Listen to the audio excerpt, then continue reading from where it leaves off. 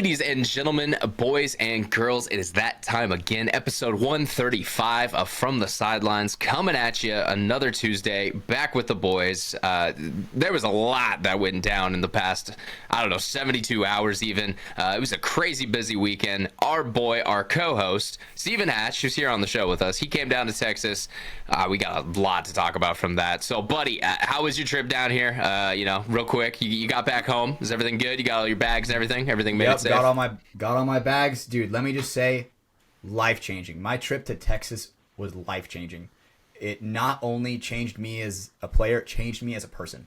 And, man, I'm so excited to dive into that tonight.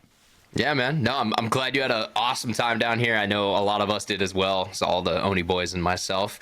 Our other co-host on the show, Brando Baird, he's sick, ladies and gentlemen. So forgive his stuffy voice tonight, but he's dedicated to the cause and here as always. What's going on, buddy?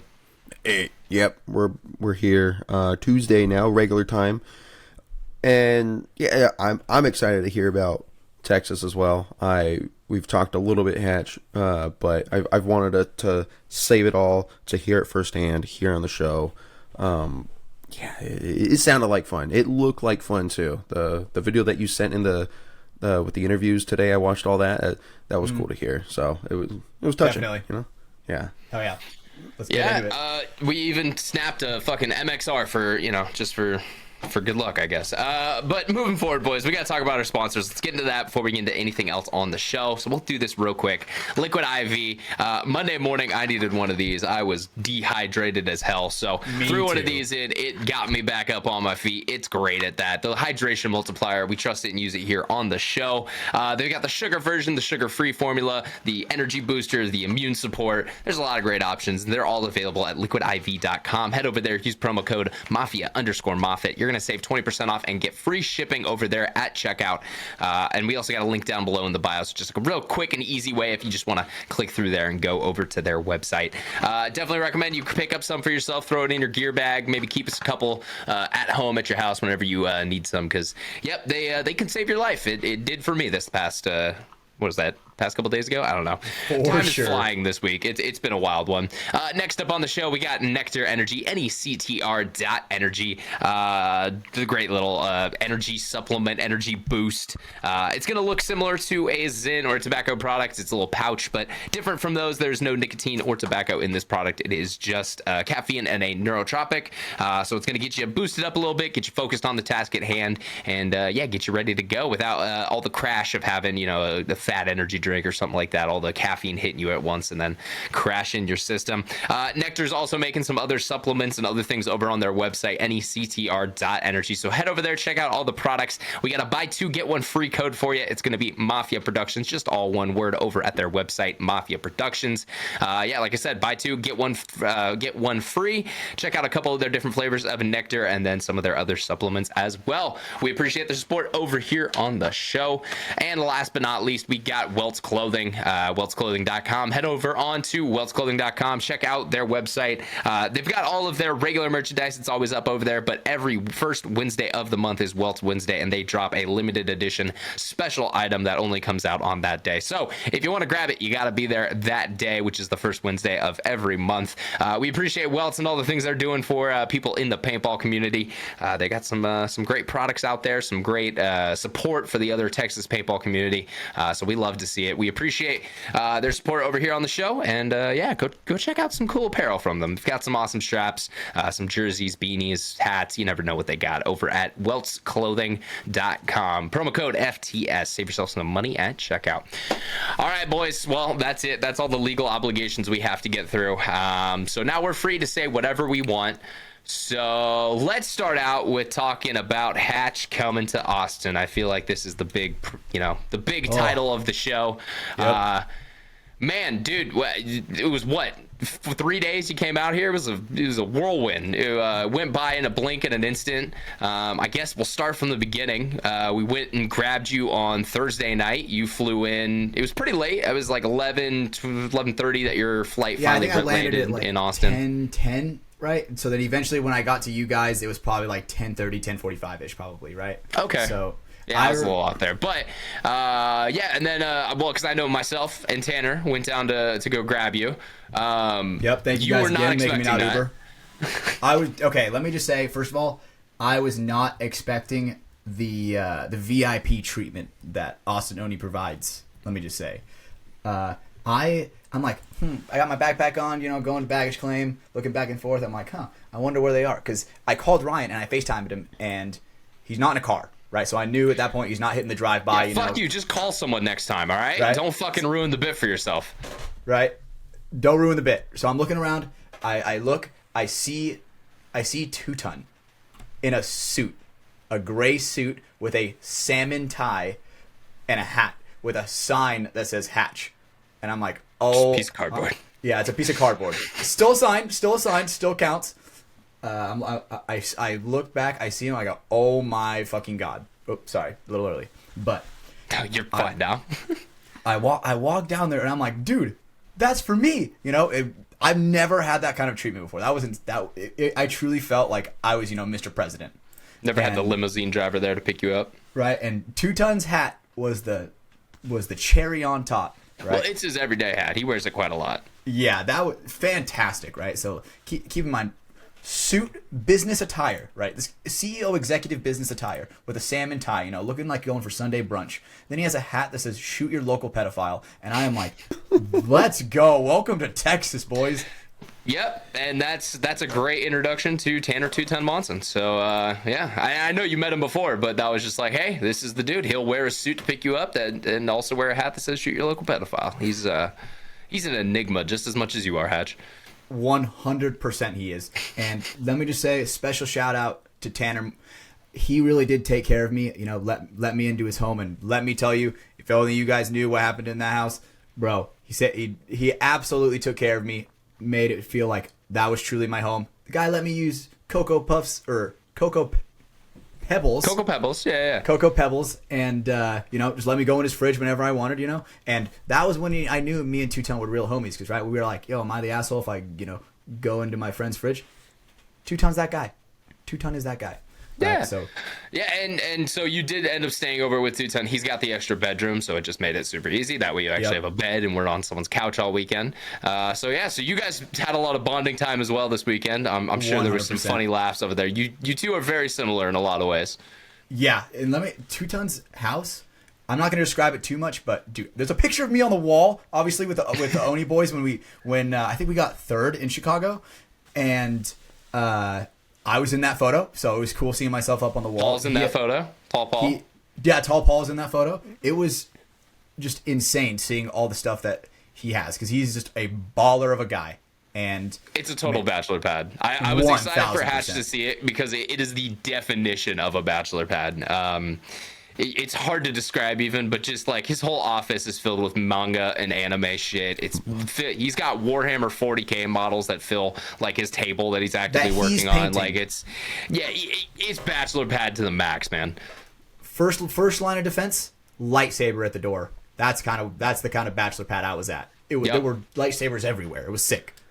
And Airsoft Fatty would have approved. Airsoft Fatty for sure would have approved. But getting past a little bit of that. What we do Friday? Because we got you in Thursday night. Yeah, Friday we went to Koreatown or Little Korea. That's kind of what we call it, Little Koreatown or Koreatown, something like that. It's basically a kind of plaza shopping center where it's mostly Korean and Japanese stuff, right? Like an Asian market, if you will. And dude, a whole bunch of different businesses, food shops, grocery stores. There was I know which place you're going to talk about next, so I'll let you talk about it. But yeah, every store is either like Korean or Japanese in nature. Yeah. So first we get there, we pull up to this bookstore, right? Is that what you would call it? A bookstore? Yeah, you call it a bookstore. It's a manga store essentially. Right. Yes, a manga store. There we go. Perfect. And we were going through, just kind of like looking through all the other animes and stuff like that. And the clip where we were looking at some Yu-Gi-Oh stuff, and then Anthony pulls out a book, and he's like, "Don't spoil this one. It's gonna go in the video. I edited it today." Nice. Okay, perfect. Stay tuned for the video for that one. Here we go. Yeah. Here we go. Stay tuned for that one. we go over and we are looking at all of this like crazy stuff, and then Anthony's like, dude, go in this aisle, and I'm like, I guess I'm just so dumb. I'm like trying to figure out, everything's in Japanese, so I can't really tell what's going on. But Two-Ton and Anthony are all laughing at me. Apparently that was like the gay section, and everybody was looking at me in the gay section. For I mean, be manga. politically felt correct. like home Hatch. for you. It was the LGBTQIA plus section. Okay, Gotcha, that's what yeah. the wall said. Yeah. In the Japanese letters or? Those were in English. Funnily enough, that was in English. I walked past Weird. it, I guess. Yeah, I that's must weird. have walked past it, I Okay. guess. Hey, Yeah. man, reading's hard. But we're going over there. I'm kind of like walking the boys through what I like and stuff like that. Ryan's kind of like, dude, so what is this about? And I was like, oh, let me show you. Fucking ripped a book open, which was fine there. We learned the nice lady there was like, oh, you can open it up anytime. We'll wrap it in a second. Yeah, the nice young anime lady whose favorite anime was a bestiality anime. Yeah, that which was she a little did weird. Tell Hatch a couple Nice. minutes after this Dude, interaction. so. I think I'm just too friendly to where I think she thought I was flirting, but I was just genuinely being friendly, right? And I get the same. Yeah, I always think you're flirting with me too. yeah, it's just Makes sense. Riz, baby, Riz. So I'm like, oh yeah, this is like, I'm talking about this one about food with Ryan. I'm like, oh yeah, this is about like they turn monsters into food. Kind of showing him some pictures through the page, and I was talking to this girl that was there. I was like, oh, what's your favorite one? And she goes, oh, B-stars. And I was like, None of us know what that means, Hatch. right, so here we go. I only knew what that was because I've heard about it online. So I'm pretty sure this is just what I've heard online, is that it's about animals, like bestiality animals, like wolves smashing bunnies type stuff, weird stuff. And she is like, oh yeah, that is my favorite because there's just so many different ways to convey love. There's more than one. I hear Brandon typing. And I'm like, what the hell is going on? Oh, he is looking it up. Let's go. Thank you, Brando. What is the place of origin of this anime? I'm gonna guess Japan. 1000%. Yeah, probably was it's Nagasaki itself. Oh my god. I mean, there's a correlation, dude. They were pretty badass normal people until we dropped those bombs on them. That's all I'm saying. Until they started getting uppity, and then we Facts. corrected them, and we just Give 'em a little rap on overcorrected. the beat. Yep. Here comes the sun. Do, do, do, do. Did you look it up, Brando? Yeah. Have you been able to find it? I Or heard some typing. Sorry, no, are actually, you just what looking for yourself, or is you I saving was tabs like, for later? Bookmark. Say favorites. No, you said something about monsters being like eaten or something, and my thought went down a rabbit hole. And it was I like, can tell you what what's that the, one what's was. What's the what was the kink about being eaten and stuff? It's vor. All right, that's where my Oh, mind went. yeah. I could have told you that. You didn't have to fucking do all that research. I didn't want to interrupt I'm feeling myself here. You might want to close I like those it. tabs before Michelle just randomly walks in, brother. I already sent it to her. Hey, ahead of the It's like that. curve, All right. brother. Ahead of the curve. I like shit. it. Proud of you, And bro. so- But yeah, so we're talking about the B-Stars one. Yeah. At this point, she's like telling me, she's like explaining it to me, and I'm like, what the fuck is going on? At this point, I'm kind of like, let me back up, and I go over to talk to Ryan. I'm like, bro, she a freak. Get me out of here, right? And then at that point, I buy a manga myself. I bought, according to Anthony, it's pretty rare, but I didn't buy it for myself. But it was a Hunter x Hunter, the first 3 books redrawn from the original artist, right, that drew the original manga. But apparently, a couple years ago, he something happened with his hands, and he wasn't able to We draw. are losing listeners actively as you're talking Sorry, about anime sorry. in this depth. I'm learning. sorry, I'm learning. Hash. Hey, I'm trying.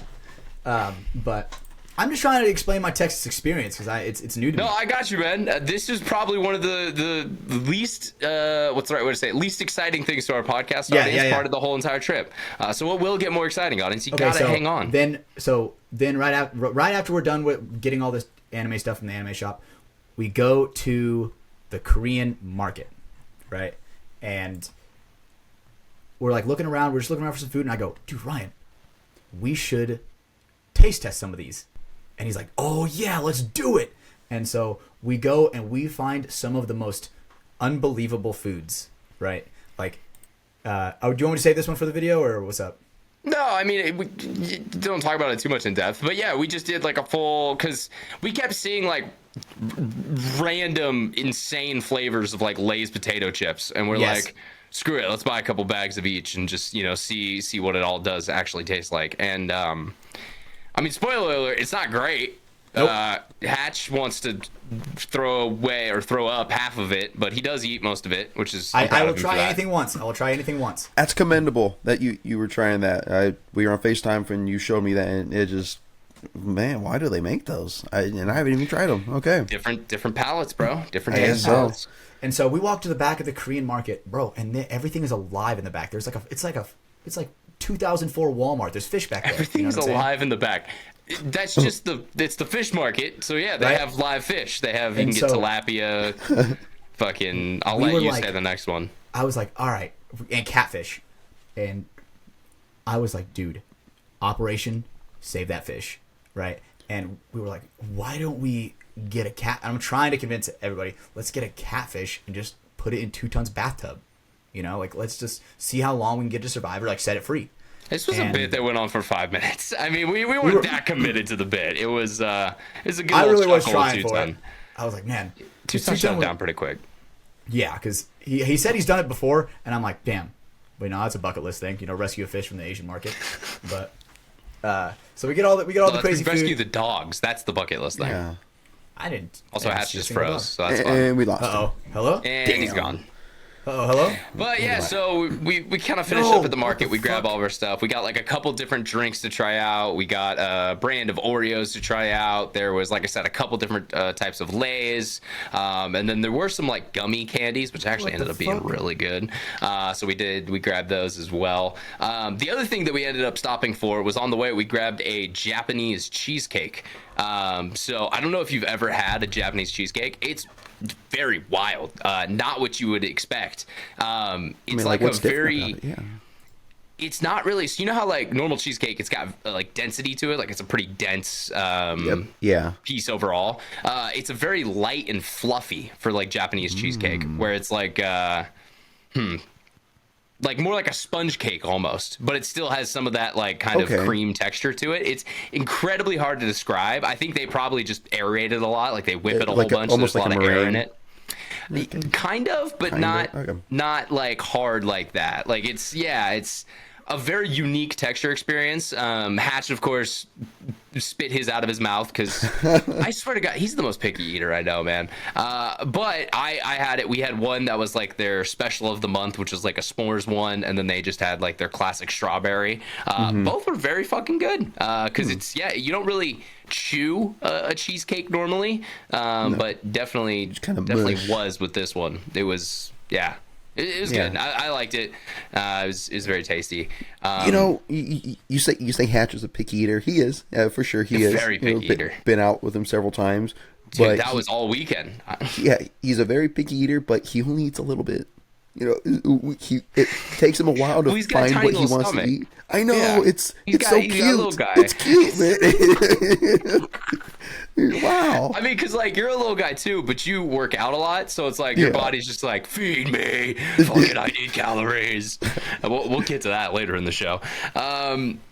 But yeah, so here let's take a quick little break. Looks like Hatch is having some technical issues. We'll get him back in the call and get the show back on the road. We're back. Okay, we got him back. Internet connectivity issues for our boy Stephen Hatch. Doesn't usually happen for him. It's mostly Brando, but hey, show's back on the air. So we were talking about Friday when you were out here, Hatch. We got through the food tasting stuff. One thing we didn't talk about on Friday is me and Anthony finally convinced you to play a little game called Magic the Gathering. So I want to hear your experiences playing Magic the Gathering, my friend.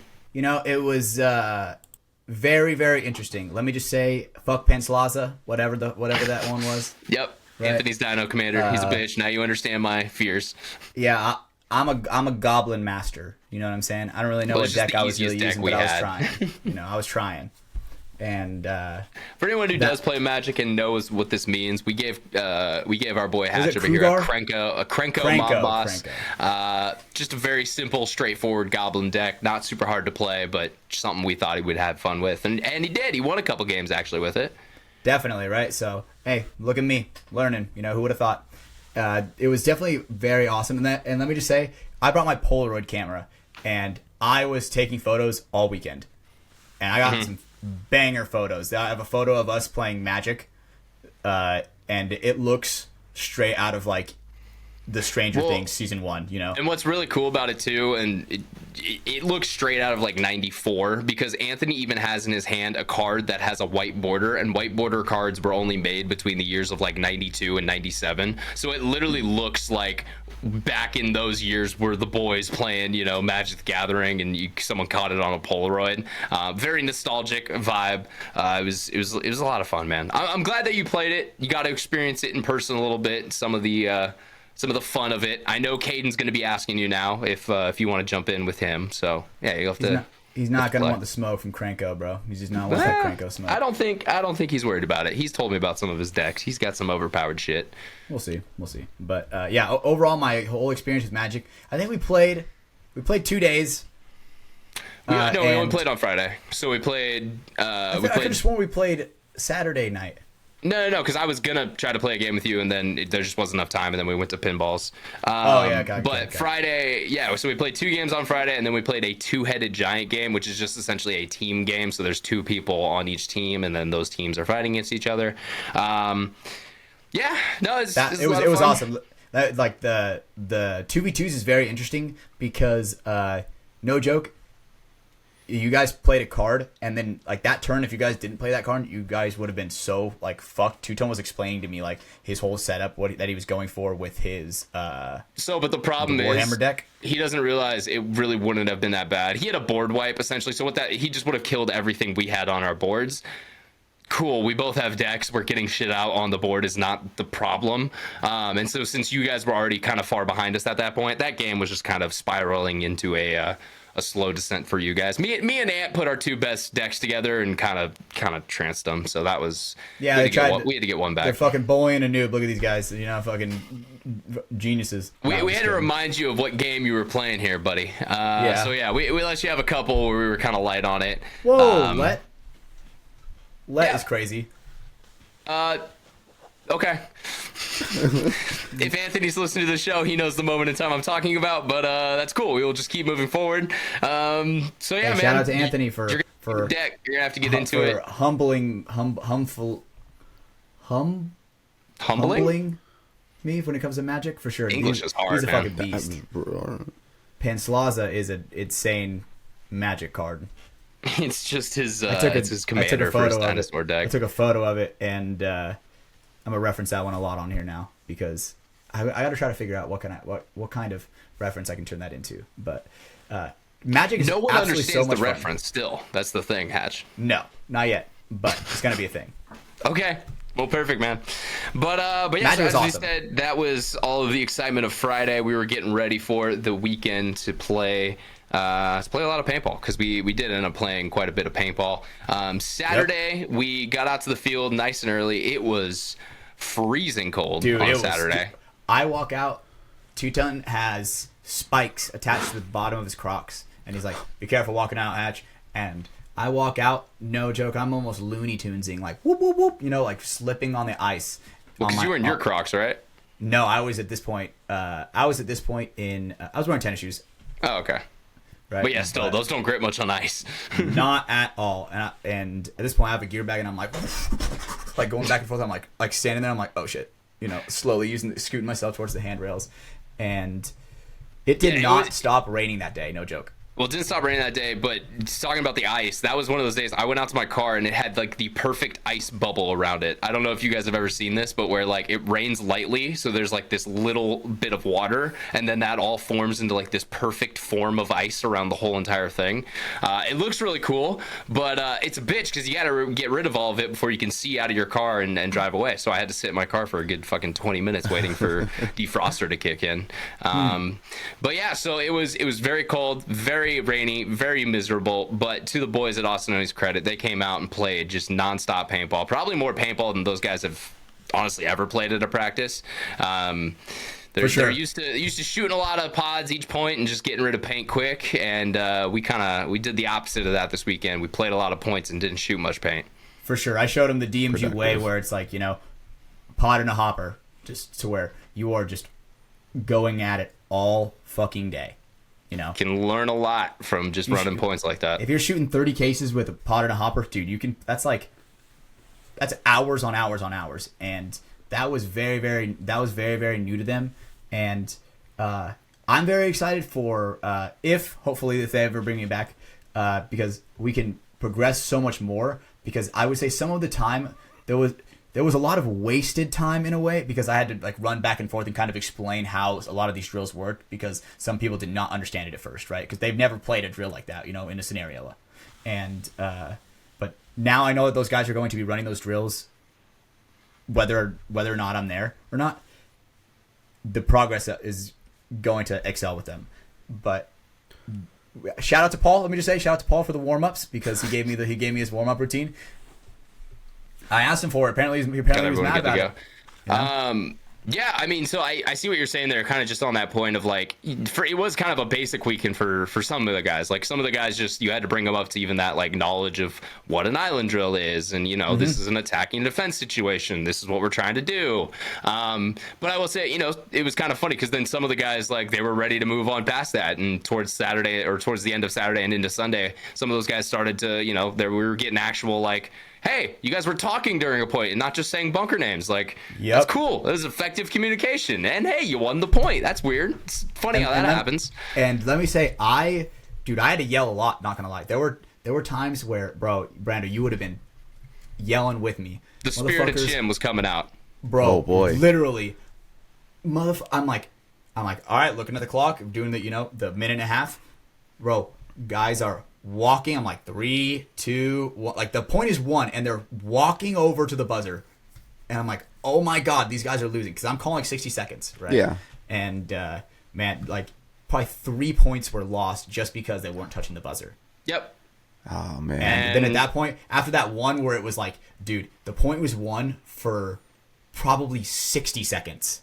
And they're just like kind of walking around. Okay, that's an exaggeration. It was maybe You're probably 15. right. You're probably right. But plenty of time to, you know, lightly jog to the box and hit it. Like not even a dead sprint. In my mind, it felt like 60 seconds. That's how bad it was. Yeah, right? no, I understand. And I'm like, oh my god, these guys are walking towards the buzzer, and it made me so angry to where I had to like halt practice and be like, everybody, get the fuck over here. What are you guys doing? Like, that was yours on Saturday. I had one on Sunday where I fucking lost my shit too, because for sure. Fundamentals, man. Fundamentals in paintball. It's all you got to do. You guys just got to do those, and you win paintball games a lot more easy. Absolutely. And another thing is, Ryan, is that it's really good that you were speaking up with some of that, because you have to remember, dude, you've filmed and you've seen paintball for the better part of like 10 years. You know what I'm saying? Like, especially at the highest level, so you kind of know what to look for. And and like I may not necessarily be able to coach a D3 and up team, but yeah, working with division like the D4, D5 guys, yeah, I can definitely tell them like, hey man, that's a bad habit, stop getting into that, you know, or like things about communication. We can talk about that one a little later. Let's keep on Saturday, because we got a lot more to talk about with Saturday. You guys were mainly just doing like island drills the whole day, 3-on-3 stuff like that, until the end of the day, which you finished it out a little strong. I like this. You put this in the routine for the day. We had a 1v1 tournament with the guys, so everyone loaded up, and yeah, we're running some one-on-one points. Yep, some King of the Hill, right? Winner stays on, right? Really put whoever is on that streak to the test when it comes to cardio. Oh yeah, you know, dude. Once you get realistically that third one, it's like, dude, you're huffing and puffing, you know, unless they're over that quick, you know. I mean, my one-on-ones, they ain't over that quick, so good luck. But it was a ton of fun for the guys, because they were obviously taking it very, very serious. They were. I'm not gonna. Okay, I'm gonna say it, but maybe it's just my mind. People were obviously trying to, you know, go extra hard, try to impress me, you know, like put a spotlight on themselves. Which, dude, hell yeah, that's what I want to see. And man, there were some people that were trying to get back in the rotation after losing. And man, dude, poor Steed, bro. He got on a losing streak that day. But man, the one-on-one tournament was so much fun for the guys, and I know they're gonna do that again for sure. Yeah.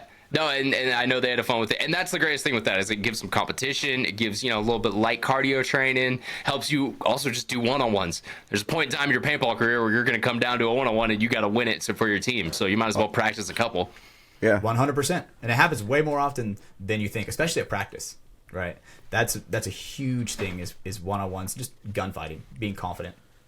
Really quick, I got 2 questions. One, like what drills were they not familiar with? Just curious, you know. The island drills where it's like one on the Dorito side for the okay, so left team has 1 on the Doritos, 2 on the snake. The right team has 2 on the snake, 1 on the Doritos. You know what I'm saying? Okay. And, like, did they never like heard of it, or just they've never actually done it?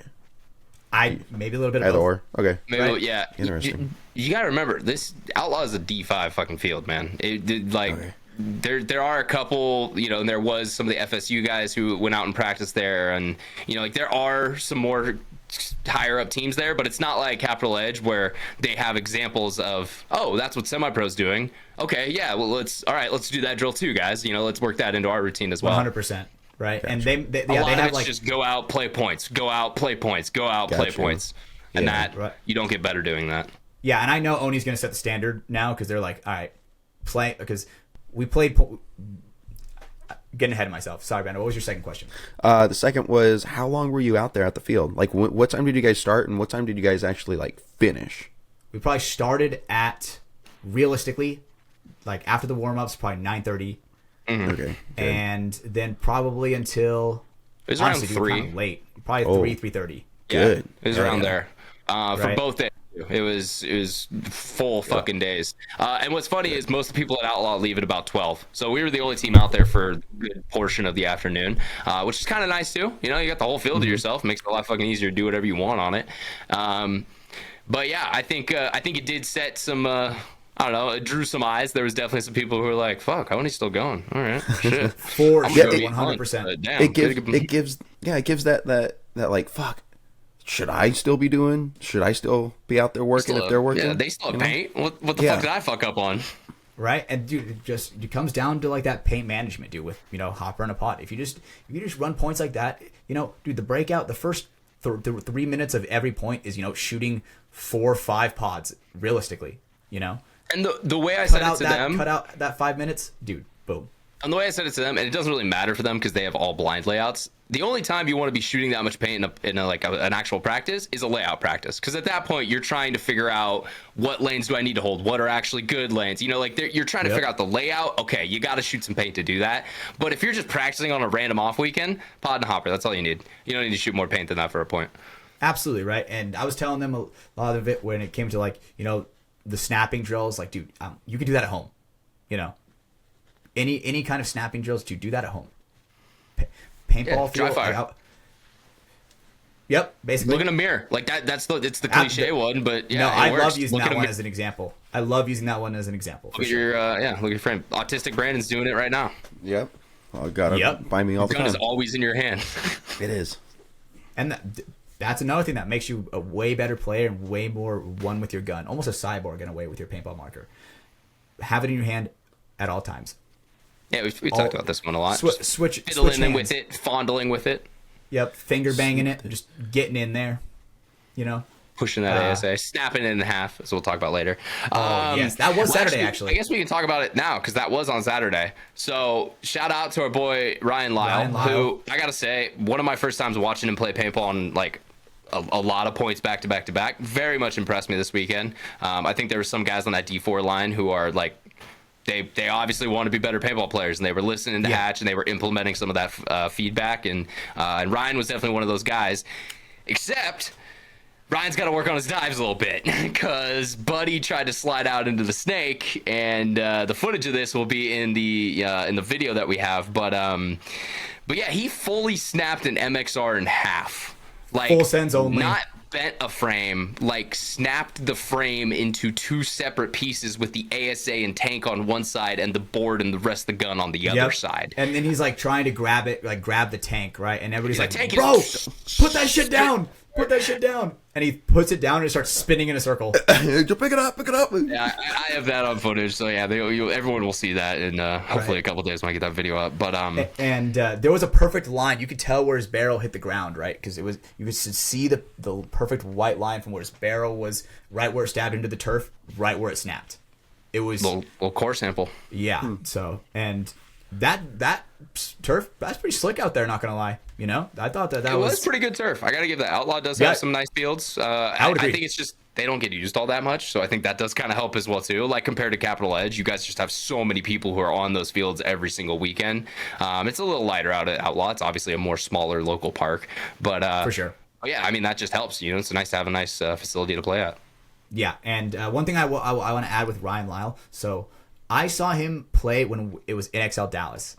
Dude, way different player from that point when in NXL Dallas from Saturday than to Sunday. Completely different players. Same thing with Anthony. Those two guys absorbed the clinic so well that to where I'll get to it when I talk about the end, but they were different beings hour by hour for sure. And I assume you would agree. That was the cool part to watch is kind of as the guys were picking it up throughout the weekend of, you know, just information they've never heard before. It's not that they, you know, are like ignorant to it. They just never had a chance. No one's ever told them that. And then once someone tells them that, they're like, oh shit. Yeah. Okay. That does make sense to put that into my game. And then it was even more rewarding when you see them actually like do it. I think, you know, it's and I'm letting them have it.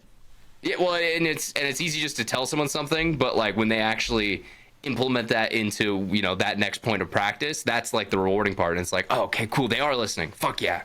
Yes. It's very, very rewarding. Right. And because I was holding everybody very, very accountable. Right. I was like, dude, you need to be fucking looking this way or else this whole point is going to be fucked. Right. And, you know, one thing that especially on Saturday I was trying to convey with them is setting a trap, you know, where, you know, if it's regularly easy to get to the 50 snake, send a guy here ready for that guy, you know, and then sure as shit, they started learning and doing that. Right. That was a little bit more midday type stuff, but sure as shit, they were learning. And it was fantastic to see. I'm just overall so proud of the Oni organization for sure. How many guys do you have out there? Sorry. Day one, I'd probably say we had about 14, maybe 15 people. Damn. Okay. Yeah, we had a good like 3 or 4 different 3-on-3 lines and like a couple other random guys. Right. Nice. And then Sunday we probably had the same number. Just some people it went down a little bit. Yeah. Because some of the guys obviously money wise they wanted to attend the, you know, the more one-on-one clinic than the day where it was more kind of an open practice. So which it wasn't really an open practice because the team didn't end up showing up. Yeah, so it kind of worked out. They just got 2 days of practice with Hatch. Even better. But the one thing I was going to bring up, since we're talking about kind of like the mistakes and stuff on the field, the one time I crashed out on them this weekend was finishing up a 3-on-3 point. One team kills off 2 people.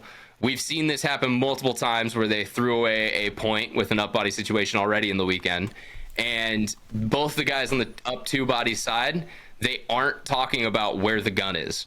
So they, you know, one guy is pushing it. He's saying, oh yeah, it's only this spot. It's only this spot. And then his buddy is A, not talking at all, but B, neither of them are communicating where he's looking, you know, how to move, like none of that stuff.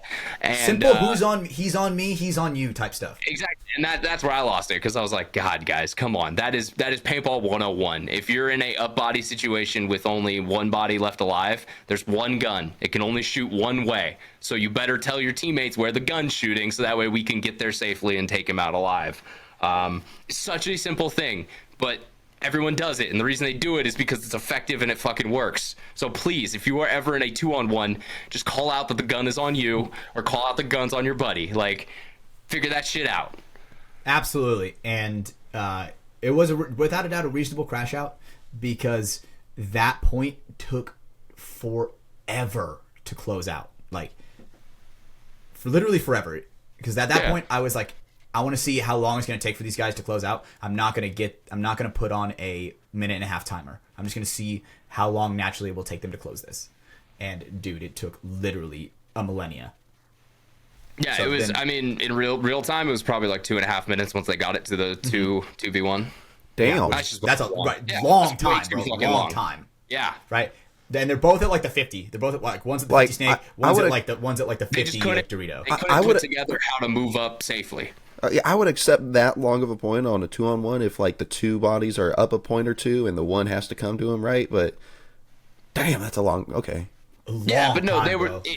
we were trying to close the point. Like, no matter what the situation is, you want to Win get it. the point right now. Like, that's what we're trying to focus on. And yeah, and again, all they had to do was communicate where the gun was looking, and then they would know, okay, I can bounce up a bunker right here. Cool, I've got a little better shot. I can put more pressure on him. Hey, the gun's on me. Now you can move up, buddy. Yay! Like, just leapfrog your way up the field and pinch him out. 100%. And yeah, right when practice was over. So I guess that going back to Saturday, practice is kind of coming to an end. It's still fucking raining. Like, it is a light all shower, day.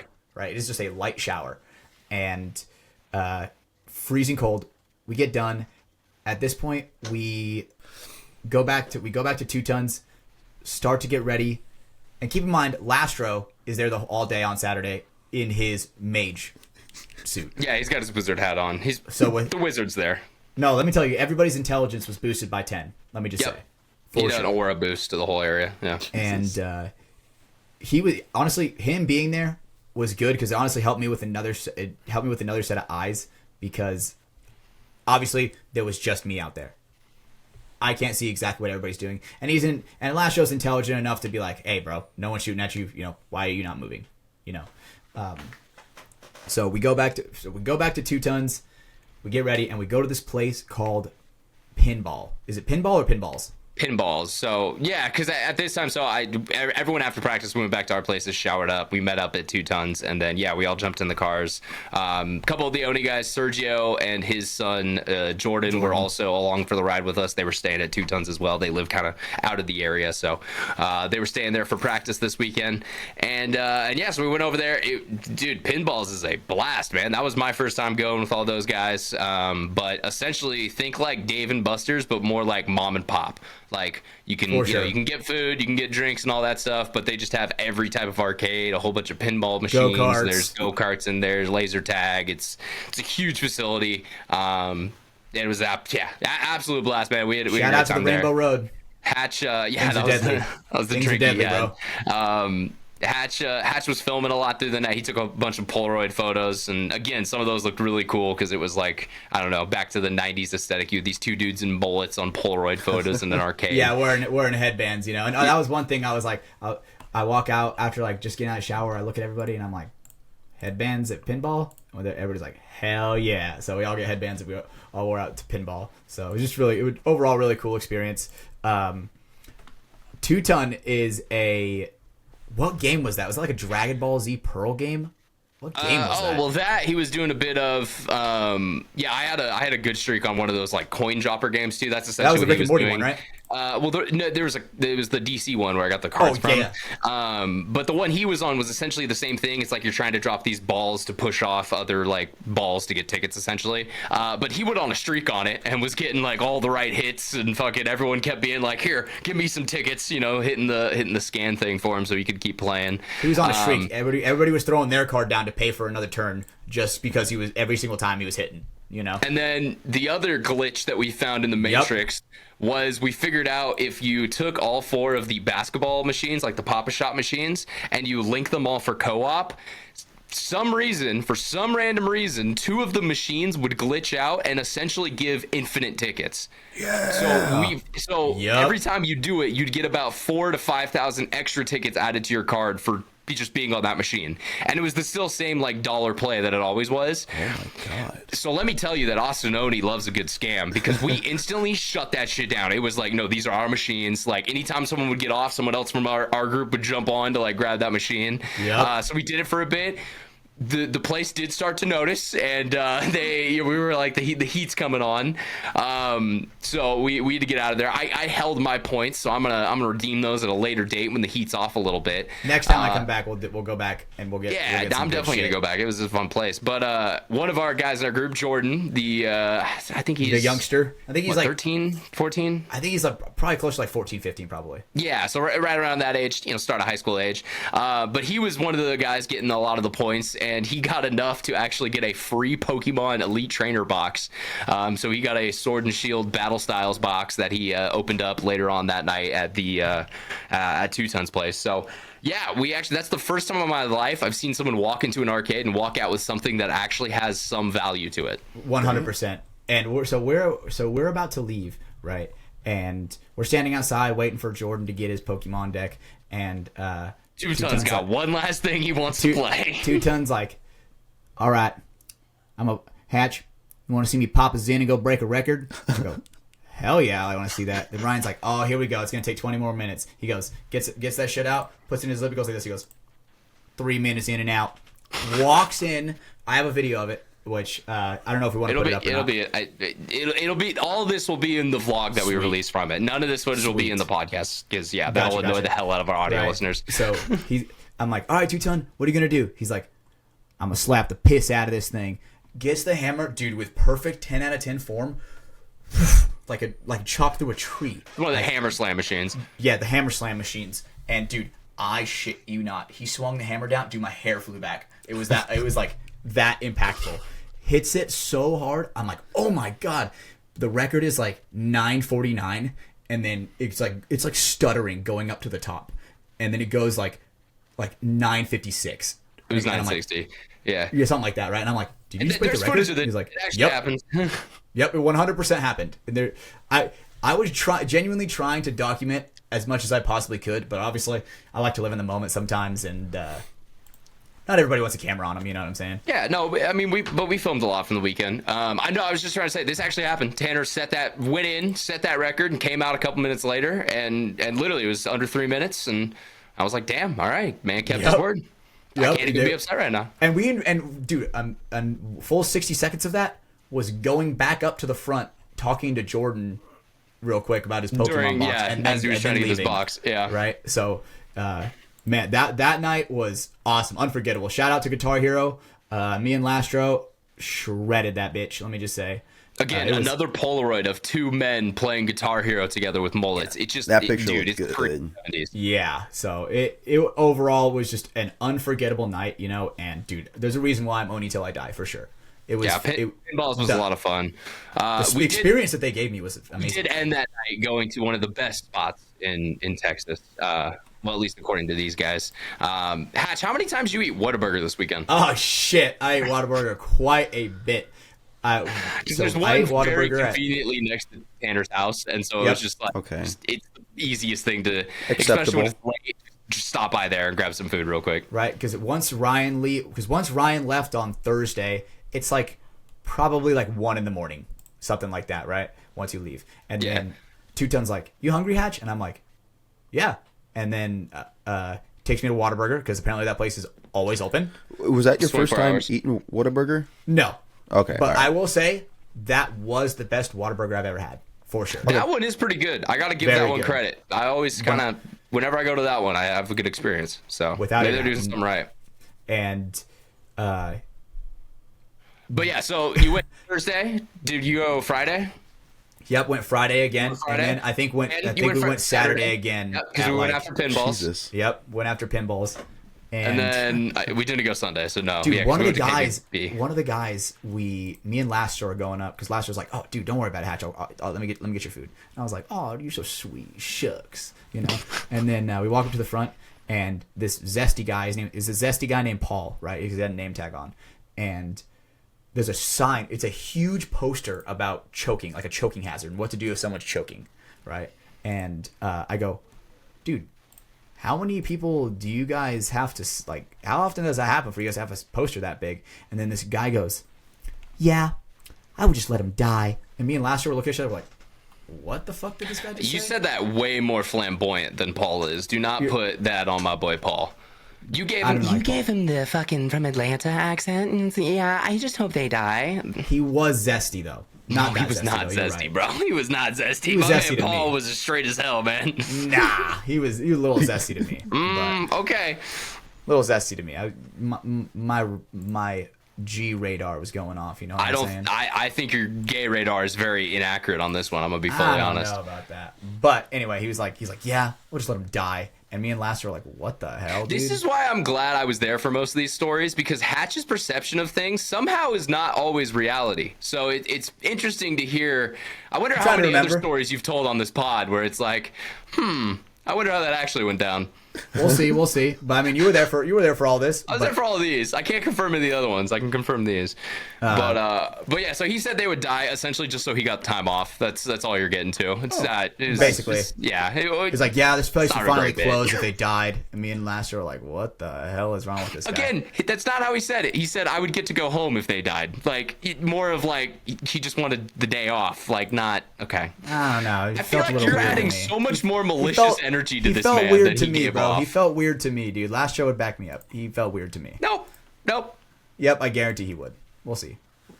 But yeah, Whataburger, pretty good. I would say my opinion on that. If we ever do another fast food tier list, I'd probably bump that up a little bit. It's a little better. It's not. Again, it's one of those things that you pick it because it's 11 p.m. and nothing else is open. You don't I'd pick probably it because prefer it's that fucking... over Wendy's. Yeah, no, I agree there, but I don't really like Wendy's either, so it's not saying a lot. Yeah, but overall, Whataburger, good. Had a lot of times. The breakfast honey whatever. The chicken honey butter biscuit. It's very good. 2-Ton got me one of those on Thursday night. That's pretty good. Yeah, because breakfast is from 11 p.m. to 11 a.m. Yeah, that's damn. Yep, that's pretty figure good. That out, Brando. Right, that's pretty good. And then Sunday comes. Weather is way better. It is like 15 degrees warmer on Sunday. It was a bit chilly that morning, but the second the clouds started to like break up as the sun came through, it definitely got warm. For sure. At some point, I had to take my jacket off. Then it got cold again. I'm like, bro, what the hell? Then I had to put it back on. Then it got hot again. And then Sunday, again, hitting the drills, putting them in these scenarios. And because some of the people that were there Saturday were not there Sunday, and there were some new people on Sunday, right? So I had to catch some people up. And there were some people that definitely were not on the same level as the people that were there yesterday, right? So it was a huge teaching experience, right? And it humbled me as a person, right? Because I always got to remember that I myself am a fucking hothead and I need to fucking chill out sometimes, right? So sometimes the way that I like to be coached is not the way that everybody likes to be coached, right? So it depends on person to person. And obviously I keep the same energy. It's just I'll talk to different people differently. Different intensity level. For sure, right? Obviously, if there's a fucking 15-year-old kid, I can't be yelling in his fucking face, you know? Yeah, you could have yelled at Jordan. I think his dad would have been cool with it. Nah, Jordan was about it. Shout out to Jordan. And shout out to Sergio too, because I think he was telling us he used to play way back in the day. Like I don't know what type of level, but like he was one of those guys. Like had some tournament experience back in the 2000s. So now he's getting his son back into it and kind of getting back into it himself, playing as well. So hell yeah, we love to see that.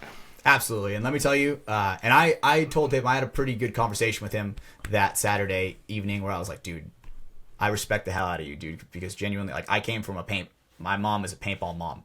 So I definitely understand how hard it is, especially when it comes to, trusting that you're going to send your 15-year-old son with these 30-year-old men.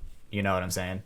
So, but funnily enough, somehow paintball teams take care of those 15-year-old kids the best. Like I mean, not some, but a lot of paintball teams take care of those kids very well. 99% of paintball teams take care of the youngins for sure. Yeah. And Oni's not sponsored by Dye, so it's you're good.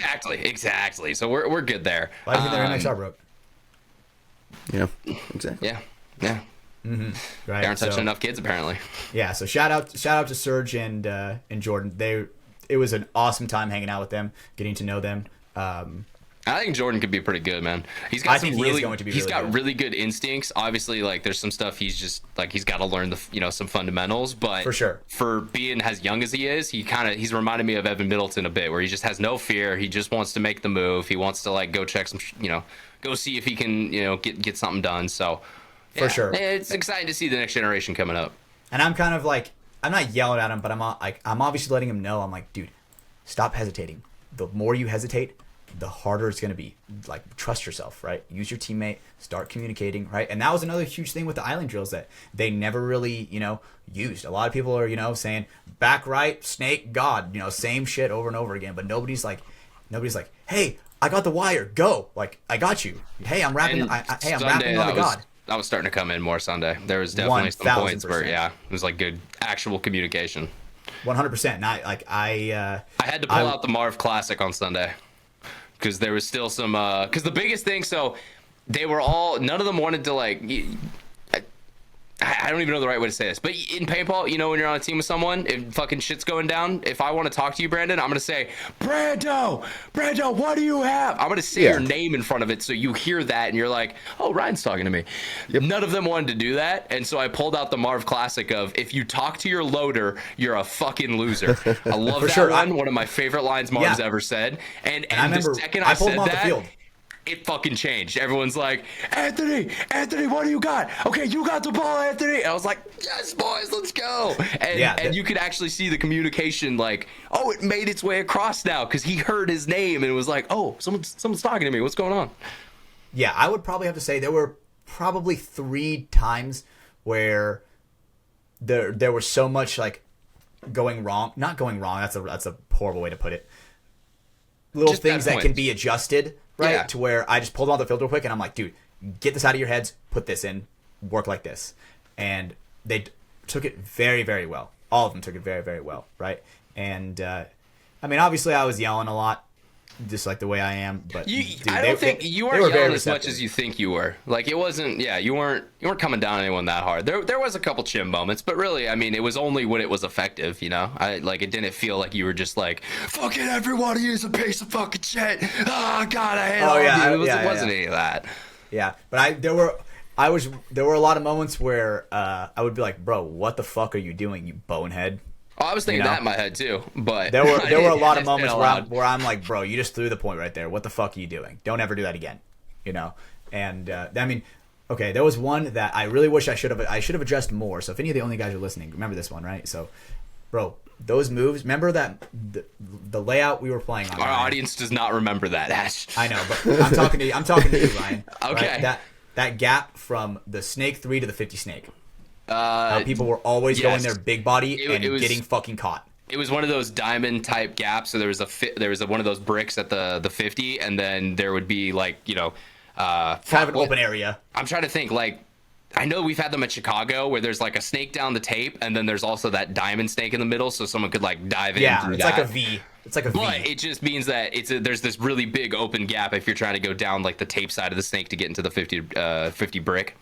Right, and so, dude, for some reason, people would just like it was a big enough gap to where if you're going there like standing up, bro, it is like 80% of the time you're gonna get shot. It's like that big of a gap. Yeah. Well, and you're at the 52, so you're pretty close. You just got to get on your knees and fucking make it, make it a small move. And sure as shit, dude, there were multiple times where I'm like, dude, stop making this move so big body. If you want it, you can take it for free. Just get low.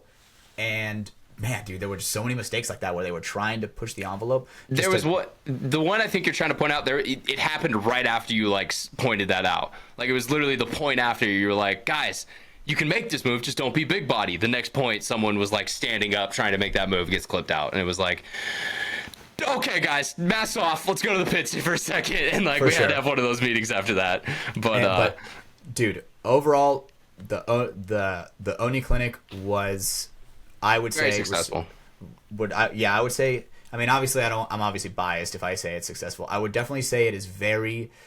It was very well received, and everybody. It was successful. Was retaining the information. You can say it. It's okay. You can say it. Like you're so worried about not being humble. It's okay. You had a very good weekend. The guys learned a lot from you, and just.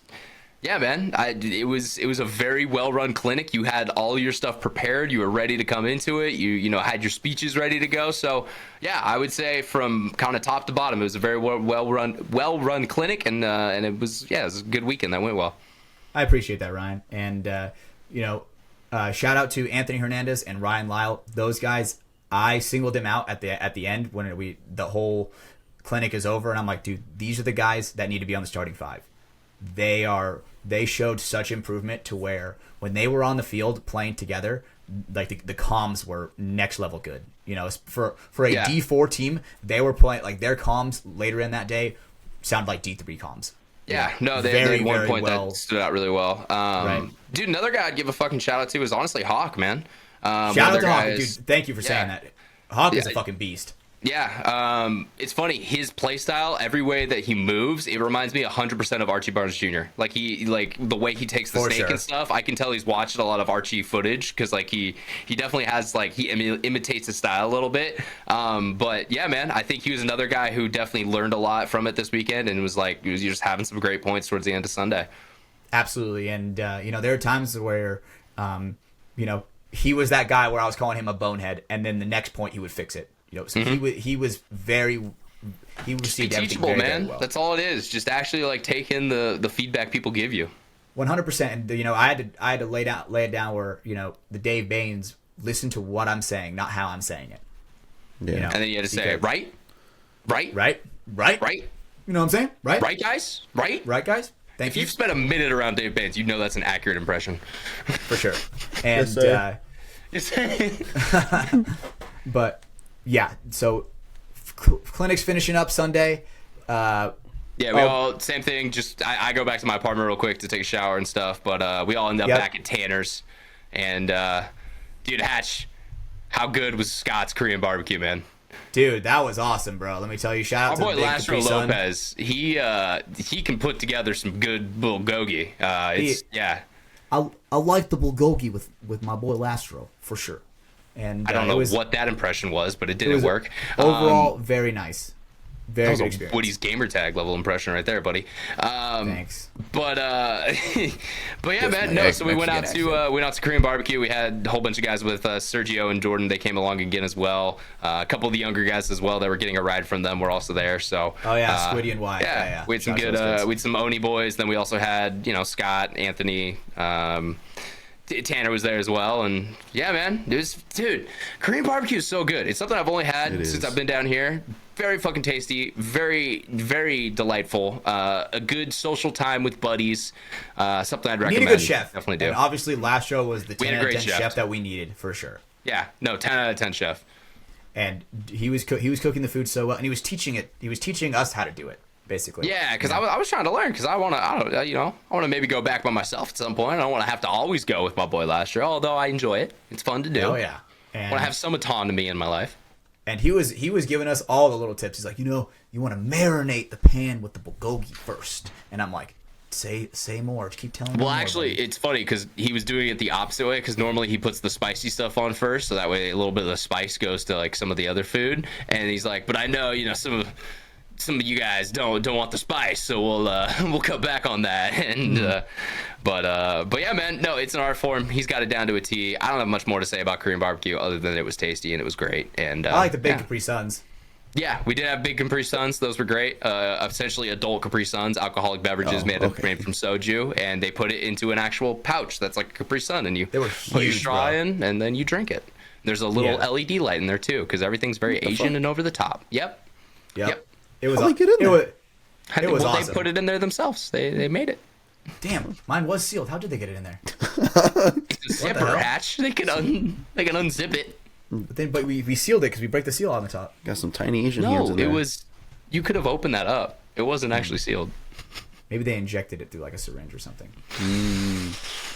Yeah, You know, Japan. I actually watched him make it at the bar behind us. It's not that complicated, bro. It's just a bag he opened up, poured shit in, and then fucking sealed, or like not even sealed, closed up. So you're giving him too much credit. That's you all I'm saying, seal my man. like with it's like an envelope. He licks it. He licks it. Oh yeah, baby. Perfect. Like, god seal damn it, now. dude. That's how I knew I wanted to order it. But yeah, I saw- so Last Sunday had a night, huge fishbowl. yeah, dude. Scott went the full fishbowl route, so it had a bottle of soju turned up in it, plus a whole bunch of other alcohol already in it. That tasted Yeah, so that good. man drinks beer like it's water, so he is a high tolerance. He can handle it. He's fine. He is. Oh, He is a specimen. You know, one thing I wasn't expecting from Lastro, for him to be driving a Kia Soul. That's not the car that was. That was he a won car that? that was a Oh, gift. from the podcast. Yeah. Yes, yeah. His job bought that for him, so that's not. right. He didn't buy it himself, so you can't give him any shit about his Kia Soul. All Hey, right. that's a Granted, free if car, someone bro. gave you That a is free lit. car, you would take it I too. would so fucking I don't drive wanna the be shit hearing out of that. Hell yeah. Exactly. Kia Soul and it's a cool car, bro. And every time I see a red Kia Soul around this area, I'm like, is Scott? Is he there? Nope, not him this time. Yeah, There's but a you can couple, always like, tell. You can tell it's him by the hard AF sticker on the side. No, exactly. But I mean, if you can't see his driver's side window where that's at, you always are like, Yeah. oh, is that the guy? Is that him? Oh, no, not him this time. So, But yeah, yeah, shout out to Last so- Joe. He made my experience so good overall. It was awesome hanging out with him because usually I only get to see him, for that like 6 hours that he's at the field, for the NXL Yeah. Dallas event. So like me and him got to hang out and dude, straight vibes. It was awesome. It's essentially two mirrors talking to each other. It's pretty funny. Yeah. But yeah, so after Korean barbecue, we went back to Tanner's place, kind of hung out there for the night, and then Monday, I didn't see you Monday because I came back to my place and was already starting to work on this video and such. But I know our walked boy in like Tanner got you Zuckerberg. back to the airport, got you home safe, and yeah, man, and that concludes Hatch's trip to Austin. So it's quite a lot we had to get through there, but man, I hope you enjoyed it. I know a lot of us did. Having you out here is a blast. It was amazing. Let me tell you, it changed my life. My whole paintball prowess is way more widened because I've never been in that situation where I've had to coach, and like organize something. And like that. sometimes So, you learn more having to teach it to others because it makes it like Absolutely. you have to master it yourself before you're able to kind of pass it to someone else. 100%. And you know who taught me that? Cyrus Garinger. When we had him on the podcast, he was saying, he's like, the best thing you can do, especially when you're getting that D2 semi-pro rank, is coach a D5, D4 team. You know, and that will just seeing the way that the information is coming across. It makes Just you a better watching the player. game more. Yes, being around paintball seems to be the way how to get better. Yeah, because this game, it's a very experience-driven game. Obviously, sports like football, baseball, there's knowledge and intelligence that goes into it other than just having a 98-mile-an-hour fastball and, all those things. But especially with paintball, due to how much, markers equalize everything, it's an experience game. You got to have better game sense than the other team because most of the time the actual, like, the little fundamentals like having a snapshot, those are so fucking close that that's not the difference maker.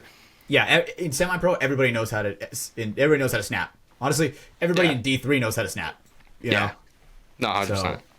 So, that's one of those things where, dude, you don't have to work on that at the field.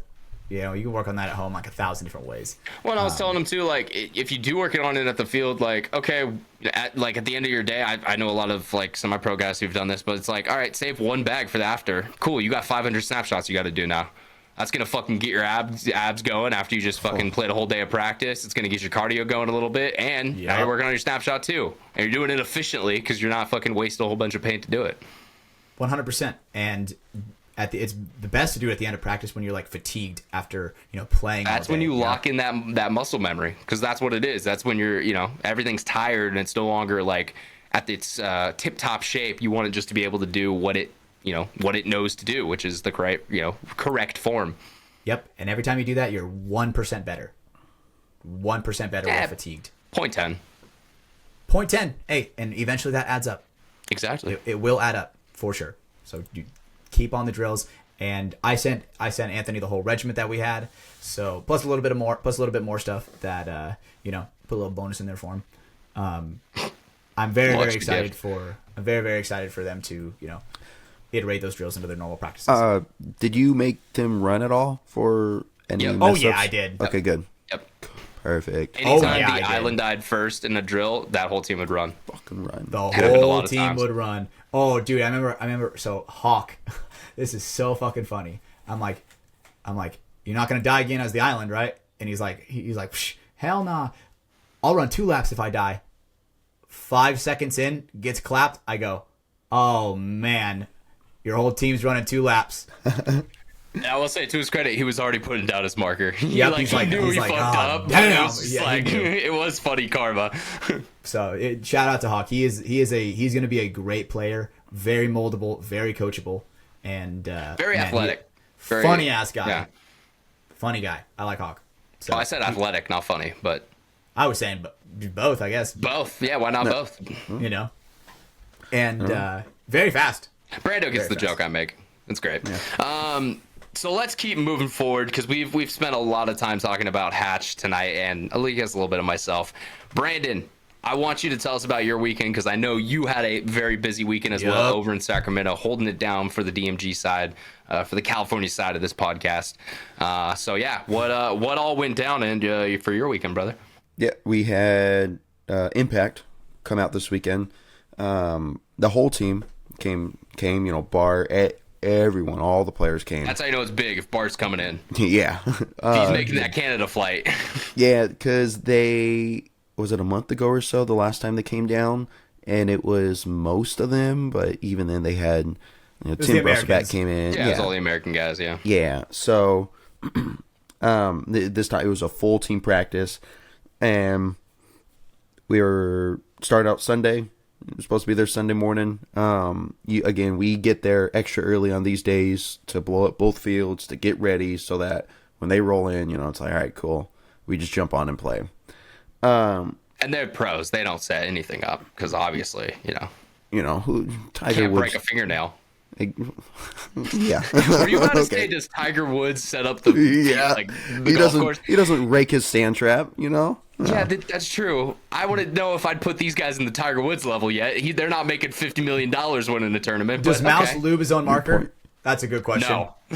Fuck no. I'm going to tell you that right now. Actually, Hatch doesn't either, though. So, No, I do not, baby. No, I do not. I will say this. It is surprising. There's a lot of pros who are like, they still want to do all their gun shit themselves. Like, the techs will help out and stuff, but like they'll lube it up the night before and kind of like that's just a part of their routine, kind of, is like getting into paintball. So to their credit, a lot of them do a lot of that stuff, for themselves. Yeah, poking fun, but we were told a time, and that time came and passed, and we're like, all right, well, we're gonna be a little late. Let's just start doing some drills, and we were doing 3-on-3 drills as well.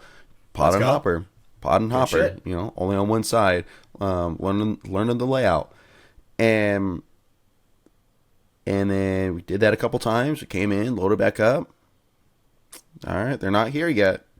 Shit, are they coming? I don't know. Well, General was there. He was getting the pit ready, so it's like, all right, cool. They're coming. When are they coming? And eventually, like they came. We went out like twice, did some drills. Then we're like, yeah, we don't want to burn through our paint. Let's wait for them. So we walked the field. We sat around just joking. Twiddled your thumbs. Like, yeah. Sitting on your asses waiting for some target people. What time they show up, Brando? What time? What was the time? I know you know it. Maybe 12:30. Jesus Christ. But. What the fuck? Yeah, whatever. Come to find out, they had a really long meeting, like a 3-4 hour meeting.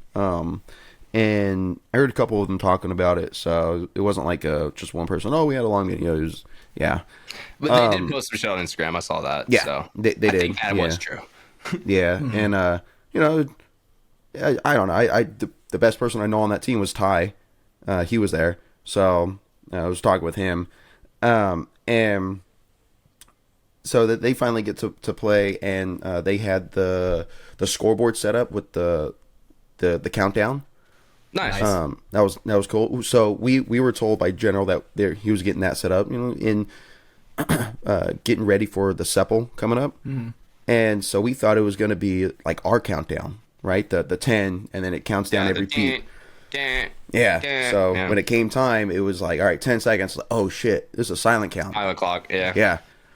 Oh, I'm trying to count it. All right, about 5 seconds, guys. We get up, line up. The silent count is hard when you're not playing on the pro field with the big ass timer, because it's really hard, or it's really easy to lose that 5 seconds. When you see this, the huge ass scoreboard, you can just kind of have someone looking like, okay, 5, and then everyone is able to 5, 4, and you can count out from there. But dude, when you just hear 10, there's a lot of time to get lost in there. Yeah. When it's dead silent, and if you're exactly, you're not counting, 10 seconds feels a lot longer than it actually is. Yeah, for sure. Ask a bull rider, man. 8 seconds is a long period of time. Yeah. And that's what I've been preaching to Michelle. Oh god. But no, amen, brother. But I'm trying to count down, and I don't know. I'm like, all right, about 5 seconds, guys, and we line up, and then like three of us jump real quick. The first point is like, oh fuck, we get shut off break and shit. Well, quick learning curve. It took like 2 or 3 3 points of that to, all right, we really gotta wait till the buzzer. Get it into the system. Yeah, but it Saturday went really well actually, and I think because of that we were able to get into a flow. It was the buzzer, 10-second countdown, and then in between points we did 2 minutes. It was like an X-ball match.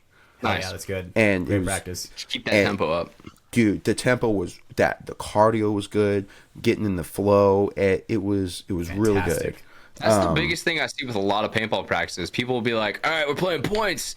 And then they take like 10 minutes in between each one. Like you're wasting time. Like, yeah. Okay, if there's really an important thing you got to talk about, okay, I get it. But you can't be doing that every point, you know? Take a couple minutes, get your air paint, get back on the box and run it again. That's what's strong about having 2 lines for sure. And we did not have 2 lines.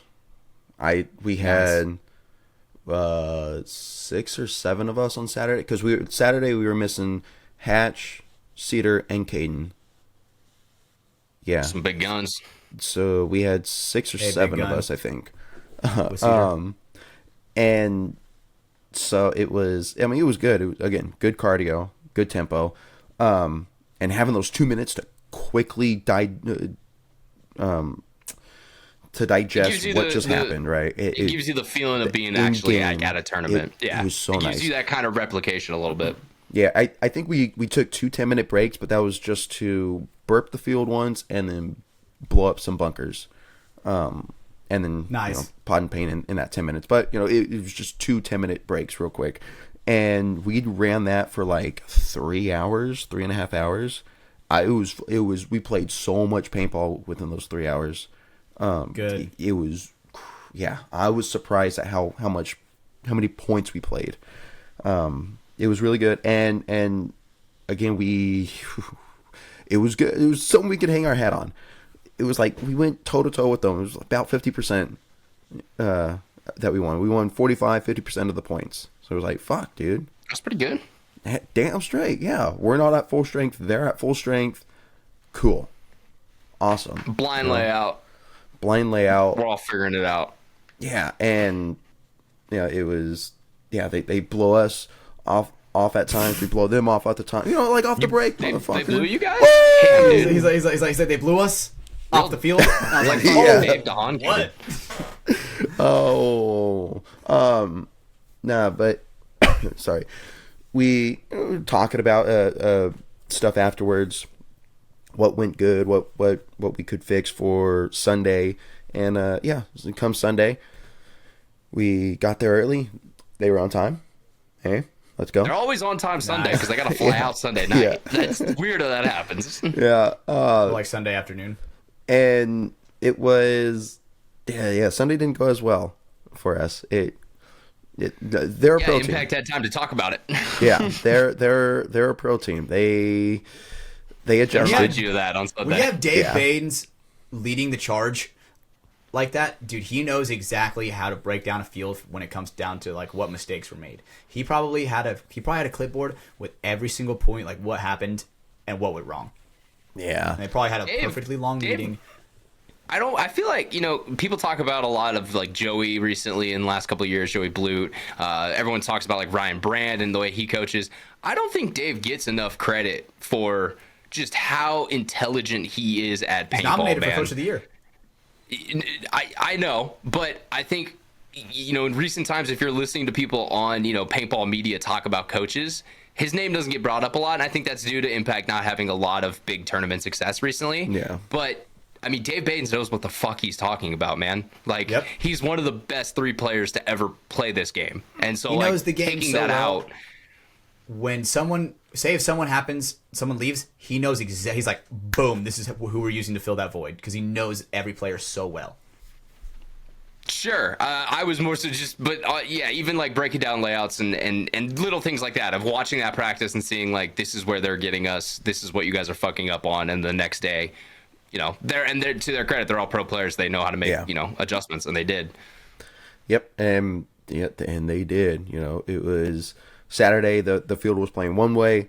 Sunday, they moved it, adjusted, playing it another way, and it was just fuck. All right, like let's fix these mistakes that we're making. All right, cool. We got these locked down now, and I think we we were kind of trying to force what was working for us on Saturday wasn't working, so it just kind of You didn't adapt to the new meta.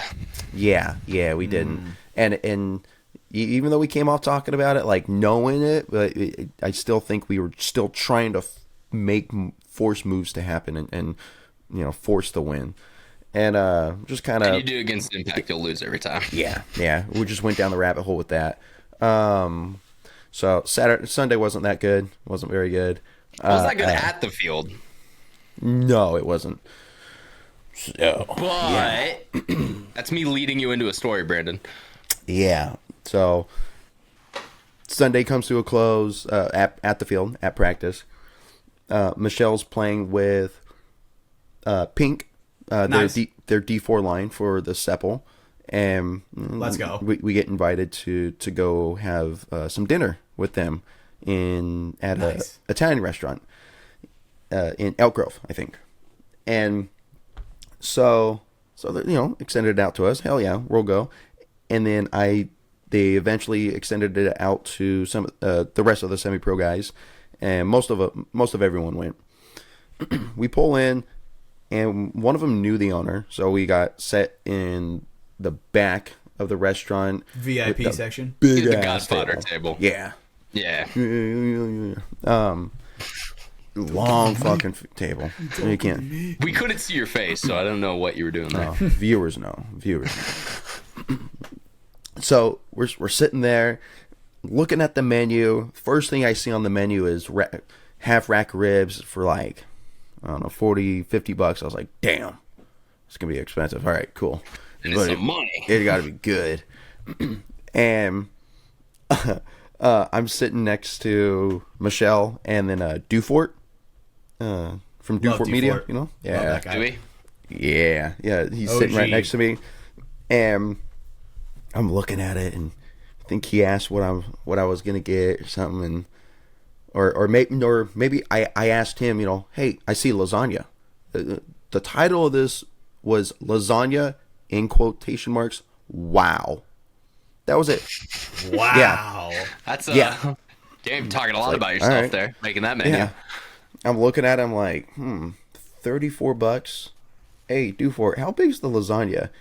He looks at me big-eyed. He goes, dude, yes. I was like, okay. Nice. He goes, just yes. I want to see your reaction when you see it. Okay, all right. That's what I'm ordering. Mm-hmm. So, lady comes, starts taking orders, gets to me. I'm like, the lasagna, please. And she looks at me. She goes, is it just you eating it? I'm like, yeah. She goes, do you know how big it is? No. And she starts making this thing with her hand, like getting bigger and bigger. I was like, yeah, I mean, I'll take it. Yeah, that's fine. I'll eat it. I'll have leftovers, whatever. I don't know. We can get a doggy bag. Yeah. But she goes like this with her hands. And I'm like, sure, I'll get it. $34, something that big. Absolutely. And, I'm being told that it's really good anyways. And, about 20-30 minutes later, food starts coming out, and she rounds this corner. She was only carrying my plate. This motherfucker was so big. I See a mean, photo? yeah, I'll send it to you, Hatch. I sent it to you, Yeah. Ryan. If you're able to pull that up, I mean, Not the live, pictures- but yeah, it's huge. I mean, the pictures don't do it justice. pulling it up on my phone right now. It is so big. Basketball size? Football, rugby ball, maybe. Yeah, big ball, big sports ball size. Not Big not, ball. not tennis ball size. No. Oh no, this is hefty. She said it feeds 6 people. Damn. So you did get a Yeah. family portion. Yeah, 6 people. I was like, oh my god. All right. I mean, and I wasn't the only one that got it. Ethan Albright, you guys know? Oh, yeah, he's good. Yep, he was there. He got it too. So when I got mine first, I just sent them to you, Hatch. I got mine first. I'm looking at it, and I look down. I was like, "Yo, Ethan." He looks. I'm like, "Hey, we're gonna race. He goes, okay. So I start chowing down, and this motherfucker, I cut into it. This bitch is dense. Oh my god! Nah, And you get some resistance in the knife. Yeah, actually, before I even cut into it, I was like, when she handed me the plate, my hands went down from the. Yes, it was so heavy. I passed it around. Just so everyone could feel it. Oh my god! You essentially have like a 10-pound ball of red sauce meat and pasta on your plate. Yes. Oh my god, dude. When I cut into it, the bitch was so dense, and I started counting the layers of lasagna. I lost track at 12. What? Like actually 12? Yes, I lost count at 12. Towards the bottom, it started. Yeah. It all became one. Dufort counted up to 18. I don't know if he finished or not. So there's a lot. Solid lasagna. Yes. Only the best. Oh my god. So I'm digging into it. Ethan finally gets his about, like, I'm a third of the way done. Maybe a quarter of the way done to mine. He gets his, and I look over like, yo, good luck. And he starts chowing down. He's taking like big, hefty bites. I'm like, damn, he's gonna catch up. All right. And I'm slowly eating. And I'm not drinking any water, no soda, nothing. I don't only want to eat this. Raw dog. Stomach down. Man versus food, baby. Yeah. So, and waiter comes by, and we ask him if anyone's ever finished it. He goes, by themselves? I was like, yeah. He goes, no, I don't know anyone that's ever finished it. I was like, oh, huh. Sounds like a loser, by the way. Okay. Yeah. He's like, yeah, I was like, all right, cool. I don't know anyone who's ever finished the lasagna. Dude, I don't know why he's British, but that's how he is. No, actually, that's good. That's good, because it comes back later. Okay. And so I'm chowing down, and now it's Ethan's like caught up to me, and it's pink. It's essentially pink on that side of the table, semi-pro on this side. We're a little intermingle as well, but essentially that's he's fighting separated. He's fighting for pink. I'm fighting for semi-pro. All exactly. Right? Gotta keep them separated. Yeah. So, but equal settings as well. Yeah, sure. So they could have maybe, I don't know, 2/3 of a setting as you guys. He's dying coughing right now. He's sick, and he muted his mic, so we don't get to hear his reaction. Really thank you. Didn't get that joke at all, but Brandon did get that joke, so I'm proud of it. All right. Sorry, guys. So no, you're good, buddy. You're not blowing our eardrums out. Yeah. So, and I just coughed into the mic, dude. Well, I need it. So I got AJ right in front of me. If you guys don't know, AJ can talk. I love AJ. Yeah, that's hard to look at. Goddamn it, AJ, for sure. Yeah. Just pull his broken toe out and just put that on the table as well. Let me use my good foot. How to make me throw up all that lasagna in a single second. Yeah, Jesus. Oh, best believe I passed that photo around of his toe. And so he's trying to give me pep talks, right? I'm eating it, and I'm like slowing down. Oh, fuck, dude. I'm full. I'm fucking full. And mind you, I wasn't all that hungry. I wasn't very hungry. I mean, you just played all day, but not like starving or anything. No, I ate some stuff. Michelle brought some snacks I was eating on. Like, I wasn't starving. Yeah. Nice. I was a little hungry. Keeping that glycemic index in shape, you know what I mean? Yeah. And so, yeah, it's just, I'm digging into it. And every now and then I'm looking over. All right, cool. He's there. And I'm like chewing. I'm making sure to chew everything into like a mush, right? Your jaw must be so fucking tired. Dude, yeah. Like, the masseter muscle just holds you out of your head. Yeah. And it gets to a point where I have to take a break, arms back. Oh, we both take breaks. Sweating profusely. Meat sweats, dude. Sticking to the booth. Sticking to the leather. Yeah. I know the pain you were in now. Oh, God. And Michelle's like, yeah, you're not sleeping in bed tonight. You're not gonna feel good. Damn. Probably not. Probably not. But we prevail. And dude, I get down to, I don't know, maybe 10 more bites or so. And Ethan, I look over and Ethan goes, Brando, I'm done. He starts waving the flag. No. I'm done. It's like, come on, Can't do man. it. Come on. Let's do it. Like, come on. Like, I'm trying to get him to finish do it with with you. me. Yeah. But honestly, I wasn't sure if I could do it. Like, I'm looking at it like, How much you have left at that point? maybe 8 bites, 10 damn. bites. 8 hefty. That's the bites. hardest part. Dude, and I'm so fucking full. And then I'm like, all right. I'm trying to get myself into it. And AJ leans over and says like, all right, 2 minutes left. You're tied 3-3. You gotta go win. And instantly I go, 0-2, minute 10, 0-2, minute 10, you know? Hey, that's nothing to us. That's nothing to us. 0-2, minute 10 for anyone that, you know, that's what Fit had against Impact, No. you know? It's, yeah. It's like 0-2, minute 10. And, yeah, I got a good laugh out of everyone. But, oh, fuck, I didn't even, damn it. Let me go back really quick. When Ethan got his and I looked over, I was like, hey, good luck. He looks at me, he points to us, he goes, I do this. And he starts chowing down, all right? So that's like, okay, Ethan, all right. A little bit of overconfidence. Yeah. Couldn't make it in the end, pussy. He waves it. So I start digging into it again. Very, very French of Ethan. I start digging into it again. And I hear them, you know, like, oh, he's eating. Brando's going to eat. So I think they convinced him to keep eating.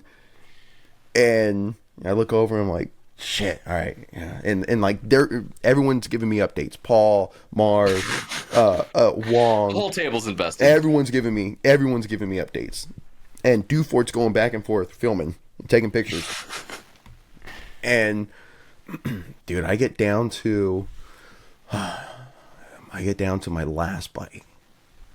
Oh my god. One bite. Everybody One knows the bite. rules. I'm like, I got it on my fork. Just looking at it like, I Dude, don't want to I'm eat that. Trying to The finish, scariest bite. my, swallow what I have in my mouth now. And this is on film now. And I'm like, my god. One more bite. One more fucking bite. One more bite to be a legend. One more fucking bite. And Paul goes, Get my photo on the wall. dude. And Paul goes, hey, Brando, do you got anything to say? I was like, hey, yo, Ethan. Looks over. I do this. Biting my mouth. Oh my god. I bet Semi-Pro probably was hype right there. Dude, Yeah, that's I a went, moment. I went, shh. Yo, Ethan. Yeah. It went let's crazy. go. That's beautiful. Okay, so this is my part of the story I've been waiting to talk about for like the last 7 minutes. My favorite part of this whole thing is your flex photo at the end, because my boy is carbohydrated out of his fucking mind. That is the most ripped I've ever seen my boy Brandon. What the fuck? I don't know, dude? that one photo that I showed you, Christ, man. Ryan, that one photo that I showed you when we were That's good too, but that's the bulkiest I've ever seen. He looked more cut in that one, like his abs were showing off more. I swear to God, this man, he hides it. He is secretly sleeper build. fucking ripped as shit. It's crazy. Sleeper build. Nah, you fucking hide it all from Michelle. We know. It's okay. Damn straight. Hell yeah. Damn straight. Hey, the other little bits for me, buddy. That's why I got them photos, you know what I'm saying? Yeah. Oh fuck. But Dude, the lasagna went straight to your fucking arms, bro. It did, bro. fucking The much. fades, you were Dude, just it was- fucking jacked out. that was so fucking full. So dude, I finished this. The lady comes over, the waitress comes over, and she I And asked you yell at her, right? Because that's how we treat waitresses. You fucking no. Yeah, Ours you haven't filled up my soda. She walks over. I'm like, hey, do you got? And I'm out of breath. Yeah. You fucking fat I'm breathing ass. You're hard. sweaty. You're out of breath. Dude, oh my You God. probably ate like 2,200 calories. It would. I wish it was 2,200 calories. Yeah, 200. What? It's probably 6, 4, 5, or 6. I wish it was that much. It was that little. dude. How much was it? Hold on. So I asked her, I was like, do you guys weigh this when you guys serve it? She goes, yeah, it's about 5 pounds. Oh, fuck. Damn. 5 pounds, doing the math, and just like, Of lasagna? it's like 15,000 calories of lasagna that I just ate. Nice. All in one sitting? Hey, but as we know, Yes. Brandon, when you eat 15,000 calories in one sitting, your body can't process all It those. just All goes, those go away. Yeah, they just go it's away. overload. That's how you binge eat. Clean it out. No. Yeah. So that's the question on everyone's mind, man. A, how much pain were you in? How much physical pain were you in sitting at that table after you just finished it? Sitting it hurt. Did you make Michelle drive home? She said she would, but honestly, when I got up, when I drunk. Yeah, when I got up and started walking, I was like, oh, I don't feel as full as I thought I was. Get some movement. No, I going could have done in there. another one. Oh, dude. So Ethan tapped out. He had like 3 bites left or so. He couldn't do it anymore. Out? No. I wish in the moment I couldn't fathom about taking another bite, but If you afterwards, leaned over and after finished it. dude, because the waiter took it. If I told him like, hey, I'll finish that, oh my god, that would have been so good. Would have been a great moment. Oh, but that waiter, when that waiter came back, he walked over, he looked at me, he goes, "Did you eat that?" I said, "Yes, I did." He said, "All by yourself?" Nice. I was like, "Yeah." He goes, "On God." I was like, On God. "On No God." He tap, goes, on a stack, no Rizzy. he goes, "No. You'll put that on God." I was like, "Yes, on God." He goes, God. Wait. He like reaches into his pocket. He pulls out a little like pocket Bible. He hands it to me. He goes, "Put your hand on the Bible. Put it on God that you Why ate does that this all by man have yourself." a Bible in his pocket? What the fuck? Dude, put my hand on Must the be a Bible. real Italian restaurant. Yeah. It is. Yeah. Hand on the Bible. I all said, systems. I finished that lasagna all by myself. He goes, "Well, I'll be damned." He reaches in for a handshake. It's like, damn, dude. Hell That's yeah. fucking amazing, dude. Yeah, man, that's a story. You fucking, you it was send these pictures to Brando beat V Lasagna. Dude, that's Check your text. Hatch. yeah. I'm sending him again. They failed, but Oh, his internet failed. Of course. Oh, you started playing a video that you sent me. All But, that internet's probably being demanded through, us right now. yep, That's what I was 98% saying. It's very uploaded. surprising his internet failed. Dude, it was so much food yesterday. Oh man, I mostly just drank stuff. I wasn't hungry. Yeah. I Your GI tract was literally just solidly full. yeah, Dude, you were like a python that just ate a boar. You don't even have to eat for another 3 months. I took 2. It was 2. I wish it was 2. I took 6 shits yesterday Sick. Jesus, man. and barely ate anything. And were they solid at least? Like, Oh hell no! Oh hell no! Oh man, did you have a day off? Today I did. Well, it was because I was sick, but yeah. Did you think the lasagna made you sick? No, I wasn't feeling good Saturday night. Gotcha. So And then adding 15,000 calories into your body probably didn't help. Your body's like, I totally do feel better now. Probably feels so much worse. God, yeah, but what can I say? Lasagna king. Oh, and I, you know what? I did look up what is the world record for eating lasagna. In one sitting, nothing. The only thing I could find is the most lasagna eaten in 30 seconds was 14.46 ounces. That was it. Nothing else. That's almost a pound. We in are a so 30 beating that. seconds. Brando. You are so beating that. Hey, that was 30 seconds. Almost a pound.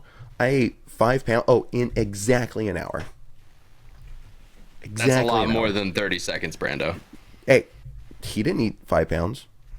And No, but he ate a pound in 30 he seconds. probably Your threw average up is after. technically less than his. He probably threw up after. exactly. No, I didn't they do the trick. You guys know the trick for professional eaters? They chug a full gallon of water like a couple hours before because it expands their stomach and makes it like a lot bigger. And then they're able to put more weight. I'm not even joking. This is what Joey Chestnut does. This is why he's a goat. Joey Chestnut. What a pussy. No, he's my no. goat, bro. Well, you What know a what? pussy. Look, Brando, could you eat 75 hot dogs in the span of 5 minutes? That is insane. That is like. I mean, I'm not saying I can't. unfathomable number to me. You've done one food challenge, my guy. Don't start talking shit to the goat of food challenges, okay? Yeah, fuck. No, But- we're about to. Man vs. Food has literally done more than We're you, about okay? to bring Like, a whole new eating channel to FTS with Brando. Hey, all I'm saying is, it's documented. I can't find anything There else is on the proof. internet. There's proof. There's proof. I ate it. Let's go. but You're a king, bro. you would have to submit it to Guinness, and they're very particular about what they, accept and don't Oh, accept. fuck so. Guinness. But this is FTS world record. Are we Oh, starting I our own like company? that. Yeah, we are. Can we make Yeah. our own book? That's all I request. We We just have to have the are. world record book. Those were the shit when I was a kid, man. Those are my favorite things. Always flipping through those, seeing the weird ass fingernails and shit. Oh, dude, that one freaked me out. Actually, I'm like, bro, what? How do you wipe your ass? You don't.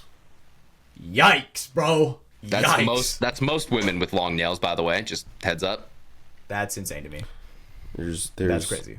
That Oh, freaks me out now. what, Hatch, was it you that put up said that fact about people with mustaches have like shit in their mustache? Oh, so people Right. with It's all beards. facial hair. So yeah, people with like all facial hair, like it's like 50% of them have like fecal matter in their facial hair because they don't take care of it, and it's like Yeah, a world no. that is Sam, disgusting to get think fucking about, bro. beard Now- shampoo. It's like, Wash think your about- shit, bro. Wash your fucking face. Come on, Ooh. kids.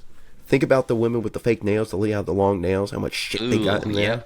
Yep. There's definitely shit particles in there. God, 100%. bro. Holy fuck. Oh my god. You're welcome. Yeah, Thank you. I'm thinking about something I don't want to be thinking about right now. So Yeah, that's appreciate scary, that, bro. Brandon. Can't look at some weapon the same. Well, boys, that was our weekends, I should say. Do we got anything else to go over for from the sidelines tonight? I know we were just busy fucking doing shit. We weren't really taking things in. We did. I guess we could talk about. We did jinx the U.S. American hockey team. Yeah, we did. Very true. Everyone That was our did. bad. Sorry, boys. Hey, I Sorry. Hey, I Sorry, believed. Christopher. I genuinely believed. No, not sorry, Christopher. I'm sorry to all the Americans. Fuck Christopher. I'm still on that. We're enemies until this is all resolved. USA. Appreciate you as a listener, as a fan, bud, but you're a mortal enemy. You should be the 51st state. And yeah, love you, man. One of us. One of us. You know, I think that once we jinxed it, because I didn't pay too close attention to it. Then when we were in the middle of, I think we were in the middle of the manga shop, and goes, "Oh yeah, by the way, we lost." I was like, Yeah, oh, well, shit. so Hatch, you were flying in as it was happening. So me and Tanner were watching it before we went to go pick you up. It was Gotcha. overtime. Yeah, it was a good game. It was 2-2, went into overtime. It was very, very tense, but yeah, them fucking Canucks got it done. Hey, USA till David. I die, baby. You know. It's okay. We have nukes. They don't. Hey, let's go. Actually, they may have nukes, but either way, we have nukes. That's all I'm gonna say. All right, Canada. We it's a fact we have them. Yeah. Yeah. Okay. I don't. No one's disputing that. No one is disputing that. No, I'm saying compared to Canada, because do we even know if they have any? Yeah. Off the top of my head, I don't, but I think there are probably people in this world who do know that fact. Either way. Maybe it just spews maple syrup. Maybe it's not even radioactivity. Oh my god. Yeah, it's a maple syrup warhead. Just Instead of Agent Agent covers in maple Agent syrup. Oh my It's an god. airburst rocket. Yeah, it's crazy things them fucking Canadians are making up Makes there. everything sticky. Holy shit. That would be It's a true. good We don't time. even need Canada for a maple syrup because we can just grow maple in Vermont. That's where most of our American maple syrup comes from. So like we don't need Canada. I'm more and more convinced of that every day. So, as in, like, we could just obliterate them, or Either or, take them over or obliterate them. I'm okay with either. Let's be real. Do we need Toronto? Does the world really need Toronto? nah. Maybe under U.S. control. See, Nah. I'm right. Yeah, they've got that fucking girl who, someone talking about my mom's like that, gonna go and smoke that. You guys know what video I'm talking about? Dude, yeah, I We do don't need know. her on this planet Yeah, anymore. yeah. And she comes from Toronto. So you know what? You know who else comes from Toronto? That pedophile Drake. So you know what, guys? Just get rid of it all. Not like He's us, not bro. like us. Not like us. Damn. It's funny. I didn't know that Drake and Dave DeHaan would have something in common in this life, but it turns out they do. Who knew? I think maybe he was sponsored by Dio back in the day. I don't know. Maybe back in the day. Yeah, on Degrassi, they sponsored his wheelchair. They built it for him. Holy Yeah. shit. And That is timelines, that lines up too with That is a the crazy other conspiracy. allegations. So Hatch. We need new meme idea. All right, just New meme idea. All right. We got it. Just that, I'm putting that out in the air. Okay, We'll talk about it you're not later. gonna say it because we don't want someone okay. else to steal it. But all right, Brandon's got an idea. Those don't happen very often, so we gotta celebrate them when they Nice. do. Thank you, Brando. Thank you. Where's the applause button? Yeah. Thank you, Brando. Appreciate everything you do, brother. But man, what an overall, dude, a wild weekend. Brando, you got to play against Impact. I got to coach Oni. Ryan, you got to be there with me the whole time. It was awesome hanging out with you. Obviously, we haven't seen each other since Cup. Yeah. You know? Yeah, it's been a while, man. So it was dope being able to hang out with each other. You know, it's a lot of fun. Shoot some shit with the boys. Learn how to play a new card game. Be around some paintball. Get shot a lot. Filmed a lot too. So as I mentioned earlier, we are gonna have kind of a big vlog coming through it. I've been working through that. I was thinking about trying to add it to the pod tonight, but then again, all of our audio listeners, there's a lot of visual stuff in it, so that probably would have been annoying. So you guys can just go watch it on the YouTube when you want. Hopefully it'll be up later this week. That is my plan, at least. I also heard, Ryan, you actually shot a paintball gun, right? You actually played. Oh, yes. Thank you for saying that. We played some 1v1s. That's why I have this fucking ugly fucking paintball mark on my hand. You can see the fucking perfect circle. But yeah, I jumped in at the end of the 1v1 tournament on Sunday. I said, fuck it, give me a marker. I'm going to go play a couple points because I've been watching all weekend. And yeah, won 2 in a row. Got gassed on my third. Fucking shout out Tanner Hunt. Fucking got my ass. It was let me tell you, it was a good enough one-on-one because I was gonna film the whole thing. No, I was gonna film the whole thing, but I was like, I'm not gonna follow Ryan around because I want to give him a fair one-on-one. I don't want Tanner to like see me. Obviously, where I'm facing with a fucking phone is where you're gonna be at. Yeah. You know what? And I didn't I'm just lose not even Tanner. gonna film I the just second couldn't get half the full rundown. He saw me right as I was getting through the Doritos. Yeah, I have a funny video of Ryan where he's like, hey, here I am. I'm shooting a Lux because it's fucking ass. Shooting Chris, baby. That was a completely different point in the day. We were about to do one of the guys, Ben Underwood on Oni, had a birthday, so we did a birthday gauntlet for him. And, yeah. Tanner gives me the TM40, and I was just like, God, this thing's ass. That's what I played the one-on-ones with, and I was like, dude, I don't like this. So then he gave me his Twister CS3, a lot better of a gun, a lot better of a shot, and we shot the piss out of Ben Underwood, so that was a lot of fun. Happy birthday, it was buddy. so funny. He was at the very end. Someone's like, "Oh yeah, happy birthday, Ben." I go, "What?" Oh, you're running. I go, "Oh, you're running the gauntlet, buddy." And then I looked around. I'm like, there was probably like 15 of us from Oni and everything, right? And I was like, that's not enough. So I walked around the field and gathered the rentals. Got all the rental guys. All the Demons came out. I gathered the rentals. I was like, do you guys just want to it's this guy's birthday. Do you just want to shoot the hell out of him? And they're like, yeah. And so I bring all these kids on the field with rentals, and they're just shooting the piss out of Ben. Ben is running, right? A ball sneaks into his mask and is bobbling around inside of his lens. What the fuck? Yeah. So it's absolutely. I don't know insane. if I actually did. You take footage of that? I don't remember if I had a clip of that one. I have a clip of it where we pick up his mask and it's in there. Yeah, okay. Maybe I didn't grab that one from you, but yeah, no, you can legitimately see the ball that is still intact inside of his lens, and he's like, yeah. After that happened, I was covering the whole way, and I'm like, I don't blame you, buddy. Dude, I'm not even gonna lie, dude. The field, the layout was horrible for the gauntlet, but I guess not because he got fucked up. Well, yeah, it is crazy because there was a lot of coverage. It was kind of a ladder Doritos, so there was a lot of spots for him to get lost. We just lit the fuck out of him. Every shot just hit it. For sure. I have a photo of his back. Looked like old school NXL after it. That was great. It was awesome. So shout out to Ben, great guy. Great tradition in paintball. 100%. And especially if I'm there. I mean, I'm not running on my birthday. Hell no. You can't do that. You can't be that guy. Not it, bro. I'm not going to the field on my birthday.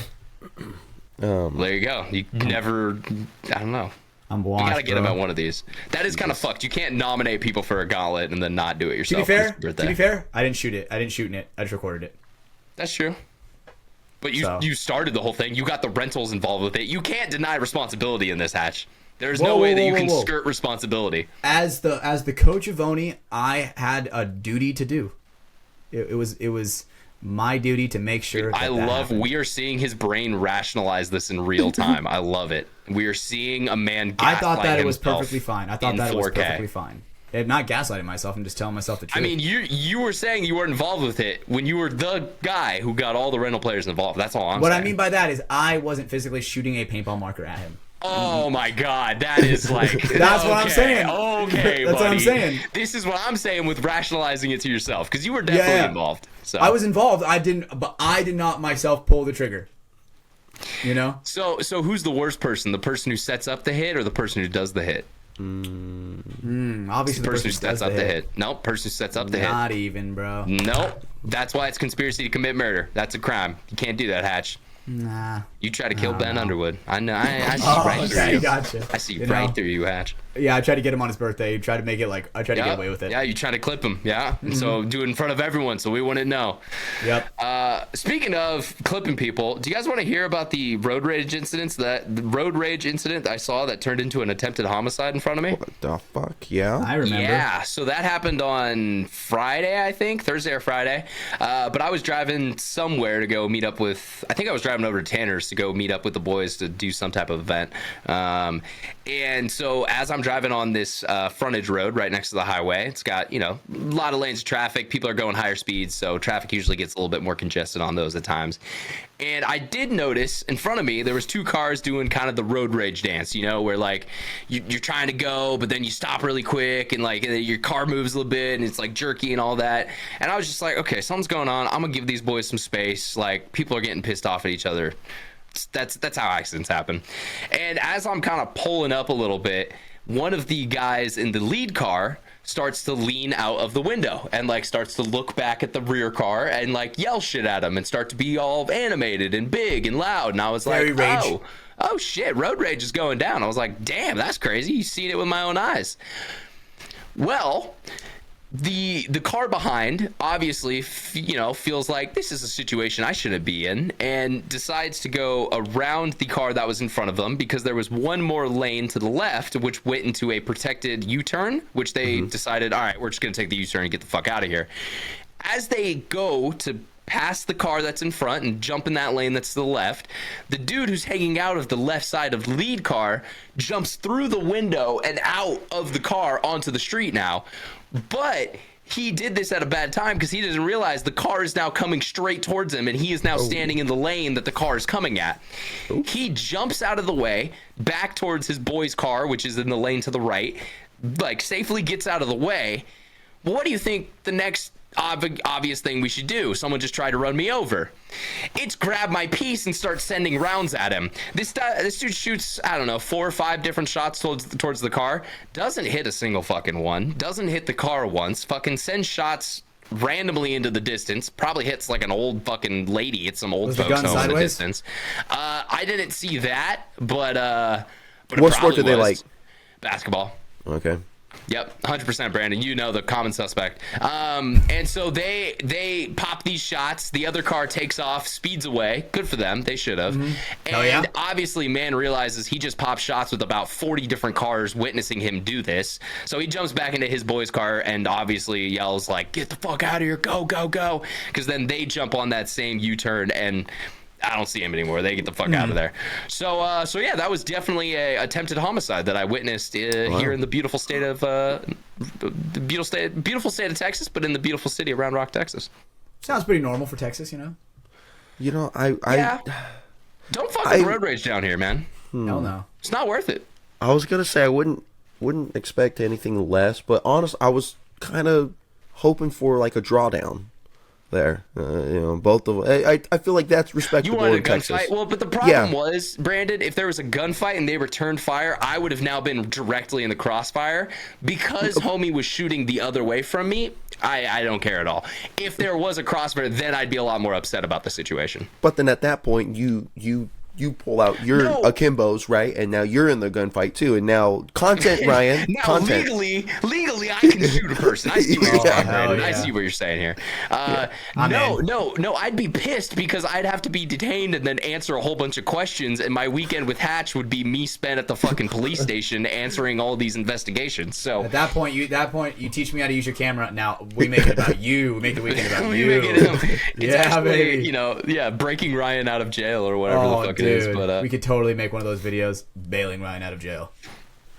Yeah, hopefully if that ever happens, it's for like speeding or some shit and not fucking attempted homicide. Speeding? Hey. Whoa, it's gotta be way cooler than speeding. Hey Ryan, we're I on. don't that's know auto. about you, man, but getting pulled over going 135 in a fucking Ferrari down a major interstate, that's pretty cool to me.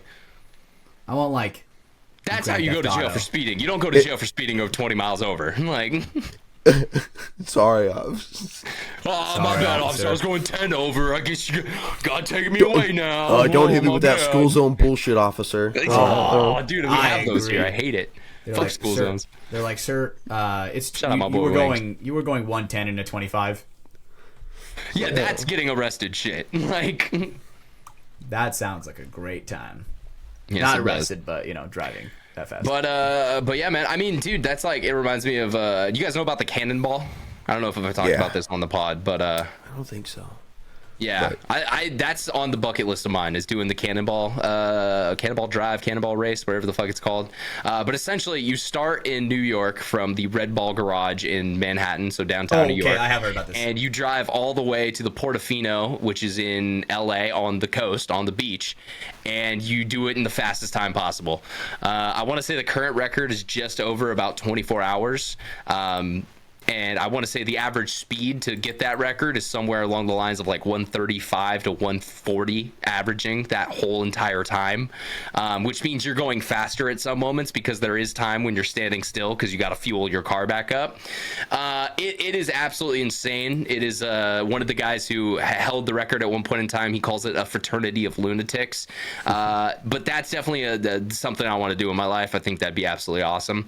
Definitely something you need to do when you have money and time to either A, sit in jail, or B, pay off your fine/tickets that you may get.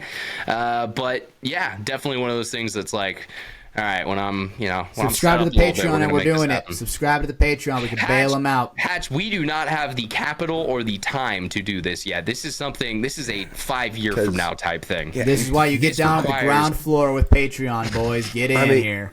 Dude, don't get me wrong. You're underestimating what we're about to get into here, Hatch. Yeah, don't get me wrong. There's guys. These guys got scouts ahead of them. There's some have like either drones or even a helicopter scouting for police. One of the record Oni has her back. one of the record holders at one point in time, I want to say he had something like 45 individual scout cars that were driving the route ahead of him during his time. Like, do you realize how much payment/coordination that requires, man? Like, Hey, one thing I know is Oni will handle it. in Texas we got a group. Everywhere else we're fucked, and that's the thing. You don't even go through Texas on the route. You go through the north states and then come down. Hey, they'll be there. Oni knows the way. Damn, here you go. The current world record broke in 2020, 25 hours, 39 minutes, and Was that Doug's? Yep. Yeah. And the average speed was 112 miles an hour. Yeah, holy 112. Yeah, okay. So a little lower than what I That's thought, fast. but I was but like, yeah, when you man, said 140, I was like, that's the average? Holy shit. I think that was yeah, I wonder who's I know that was an average at one point in time. I think Ed was talking like during one of his stretches that was their average, but yeah, so VinWiki is a channel I watch that's got a lot of this content on there. Ed Bullion is the guy who runs that. He's been a guest on PK numerous times. He's a great guest on there. But he's got a couple friends who come on that channel. Ed used to hold the record himself way back in the day. But now Doug, one of his buddies who's on the channel a lot, he now holds it. The caveat is he did his during peak COVID, and so a lot of guys say no one's on the road. A lot of guys say that time will never be beaten because essentially probably cops right. didn't want to pull you over. There was no traffic on the road. Construction and all that didn't really exist at that time. So it was like the perfect scenario to do it in, the absolute lowest time. So yeah, so that's going to be the new challenge. They're thinking like electric cars maybe someday in the future, just because they're so good at instantly accelerating up to the speed you need them to go that maybe they'll be able to beat it. But How do they get past the charging, though? that's why I'm saying in the future. Like it's again, we're not switch talking out about batteries? today. Well, Just get no, a different I mean, car. yeah, or I mean, what about gas with these ones? I was looking. It was they spent 31 total minutes in gas and or putting fuel back in the car. Yeah, like that's a point where you can shave off time. I know like there was a guy who did it in a Mustang just before Doug did his in 2020, and he set the time. It was like 27 hours, and but for his Mustang, he literally took out the back seat and the trunk and filled it up with 2 extra like auxiliary tanks that just went in. So he had like something like 50 gallons of gas every time he went to fill up. Dude, you're going forever on 50 gallons. No, you're going about 400 miles, but he had his stuff set up. Probably. Well, yeah, because he's fucking flooring it the whole time, other than like the one, brief times that cops were behind him. Damn, I wonder what that does to the car after. These cars are meant to be driven like this, Hatch. I don't know if it was like one of those things where have you ever heard of a little race called the 24 Hours of Le Mans? No. Okay, the 24 hours. Okay, I'm going to teach you about some motorsport shit right now. The 24 Hours of Le Mans, this is another bucket list item for me. It is a historic race that happens every year in a little country town of France, and it is a 24-hour race. It starts at, I want to say, like 10 or 11 a.m. on one day, and it finishes 11 a.m. the next day. Your car has to drive that whole fucking entire time. It has to make it to the finish line to be the winner of that. These cars they're going insane amount of RPMs on the engine, insane amount of braking force to try and make it through these chicanes and everything on the road. It is literally just a fight for survival. Like, the team that wins is the team that survives to the end. It is endurance racing is an absolutely insane category. Most you of say the survives, cars people die? No, people haven't died in a long time. Motorsports as a whole is a very not safe. There are still injuries and deaths that do happen very rarely, but in the 2020s, it is now a very safe sport compared to like the 80s and the 90s when, you had spectators dying at events because cars would fly off the road and into the stands. There's But like fiberglass cars where you just get hit anything and you're dead. well, not fiberglass, not in that time. It was steel. It was still hard body steel. Radiant And sky. especially with like some of the way like Le Mans stuff was set up in the early days, it was literally like hay bales, and then there was spectators right there. So if someone went off the road, you were fucking taking people out with you. Hell yeah. But yeah, so endurance racing as a whole, it's a crazy thing. The cars themselves, they usually have 3 drivers, I want to say, for most of the 24-hour events. So it's just you jump out, you do your time, someone else jumps in, and yeah, the car doesn't stop moving for fucking 24 hours. It's crazy, man. It's awesome. I got into it a lot when I was getting into F1 in like 2017, 2018. But yeah, man. Sick. The first Nice. race for that, 1923. Yep. Wow. And that's why I mean historic. It's over 100-year event at this point. I wonder what cars obviously they're using old ass cars, but I wonder what they looked like. Horse and carriages. Really? Horse and carriage? No, That's just sick. kidding. I don't know. I was like, It's damn, the cars. okay. It's so hard to explain what they look like, Hatch, because they're not things that you're going to have familiarity with. A lot of them are like kind of single cockpit design, so they look, in today's something like a Formula One car would be like the most relevant thing, but that's today's modern Formula One car looks nothing like these cars did back then. Gotcha. It probably looks futuristic for that time, for that specific car. Yeah, probably. A lot of them, the very narrow tires, the very kind of long shaped bodies, all things that we realize today are not great if you're trying to make a car move around a track for long periods of time. Gotcha. Yeah, there you go. Okay. Look at that. There you go. That's But yeah, and there's other endurance races. I think the only other 24-hour race is the 24 Hours of Daytona, which is set up on the Daytona International Speedway. So they set up like a road course through that, and that one's a fun one. It's like the American version of Le Mans. It's obviously not as historic. It hasn't been going as long, but the cool thing about that is if you win the 24-hour Daytona, you win a Rolex Daytona. Sick. And that's why. So it's one of the coolest trophies to win because it's such a flex piece, and they're all custom engraved to say that you were the winner and all that. So it's very very cool thing to have in your chest of wares. Yeah, these photos that I'm looking at, these are old as fuck. Yeah, there's no way, dude. That little wooden fence, you're dead. Yeah, no, those were men. If you raced sports cars in like the years 1920 to like 1980. You were a fucking brave ass man. Like, it was not a sport that a lot of people made it out of alive.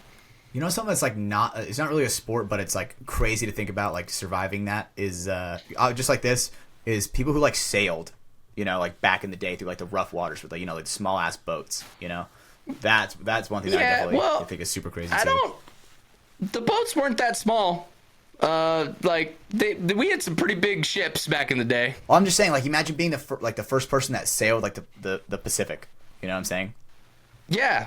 I wonder how many people attempted. Like, I think that's the thing you're thinking. Sailing's been something human beings have mastered for a very long period of time. I'm talking the very first time. You're talking like island people at that point. Like, we're not even to like Europe periods of time. Like, that's how long people have been using like boats and like, you know, sailing the seas and you know. Yeah, I'm talking like OG, like when, because I assume. But I guess that's the other thing too. Islanders probably weren't, you know, they weren't trying to go from wherever their Pacific island was to the Americas. They were just going around maybe to other islands in that area. Like, it probably wasn't like, oh, we can sail. Now let's go across the world today. Yeah, like, it was probably baby steps up to that. Let's see. What was the first, like, around the world? The first recorded. Around the world? Well, I mean, yeah. Well, his name was Christopher Columbus, and he discovered America, Brandon. Obviously. Our Lord, our Savior. Our Lord? I don't. Okay. I don't agree with that one. But yeah, I guess when was the first recorded like transcontinental? What would that be? Around world. Ooh, man. Transglobal. I don't know. What's that movie where it's like around the world in 80 days or something like that? 80. Yep. Yeah. Did you Takes nail on the head? Shit. Oh yeah, there we go. All right. Whoa. All right. Maritime. The Castilian Magellan Elcano expedition in 1519 took 3 years. Holy shit. 3 years being on the water. Yeah, that's a lot of rowing. Again, but not 3 years because you had to probably get somewhere and stop and get supplies and get some new men probably because some of your men probably died and then I'm just saying, man, like, go to the next place. 3 years? That's so crazy because obviously technology now, dude, fucking 3 hours you're flying across the U.S., you know? Hatch, it's been since the trains were invented that it's taken that. Like, it's a relatively short period of time that human beings can move at the speed they do. Like, literally, during the gold rush, 1849, people were the quickest way to get to the West Coast from the East Coast was to go all the way down past the Cape of South Africa or South America and then come back up. And it's dangerous down there, too. God, yeah. Dang. A lot of people died like that, but it was that, or you got in a wagon, you know, train and fucking walked your way across America. So your options weren't very good. Good luck with that. Yeah, dude. No, thank you. It's crazy to think how those people navigated back then. Dude, history's awesome, man. Just 100%. It really is. I'm in right now. The ocean is a scary place, at least to me. Ocean is a scary place. Yeah, I'm taking a U.S. history right now. Just trying to complete general ed courses, and it's cool. It's just like going back and Benjamin reading Franklin was a fucking poonhound. Am I right? Hell yeah, brother. I think isn't his quote literally that all pussy is the same on the inside? I'm almost positive Benjamin Franklin is quoted as saying something along those lines. All right, I know. Look it up, Brando. I'm looking it up. That's like. What I wonder if it was like Shakespeare. What? That sounds like something you know, so elegantly like Shakespeare could say it. You know. How would he say it, Hatch? For out thou, cookie, is great, or something like that. Cookie. Hey, Hatch. Let's leave the elegant words to Shakespeare. All right. I think let's let that's why I'm not Shakespeare. Yep. No, we know. And plus, I was on the spot. I gotta at least think about it. Shakespeare. I'm gonna say, Hatch, you got a lot of skills, but poetry is not your top skill. Just, that's I hope that doesn't you got me on offend the you, man. spot. That was on the spot. My Yep. poetry's good. Once I like write it down a little bit, you know, diagnose the situation. If you get my drift. Oh man, that was. You can't convince me that your English skills are that good, man. They're not that good. The Clovis education, man, I'm trying, dude. It didn't go that far. Hey man, I'm trying, dude. English not so good. What are you doing on your computer? Me? Yeah.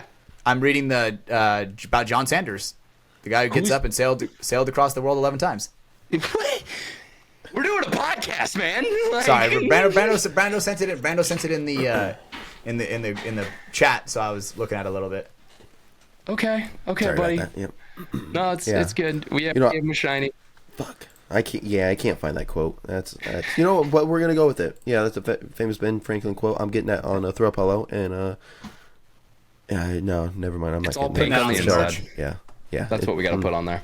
That'd be a great one. Okay, boys. Well, hey, considering the fact that Hatch is checked out reading about history now, I think it's a good time to bring it to the end of this this podcast. But it was a great one. We had a lot to talk about, and I hope you guys enjoyed it out there. Before we close it out for the night, we got a couple things we got to get through every week.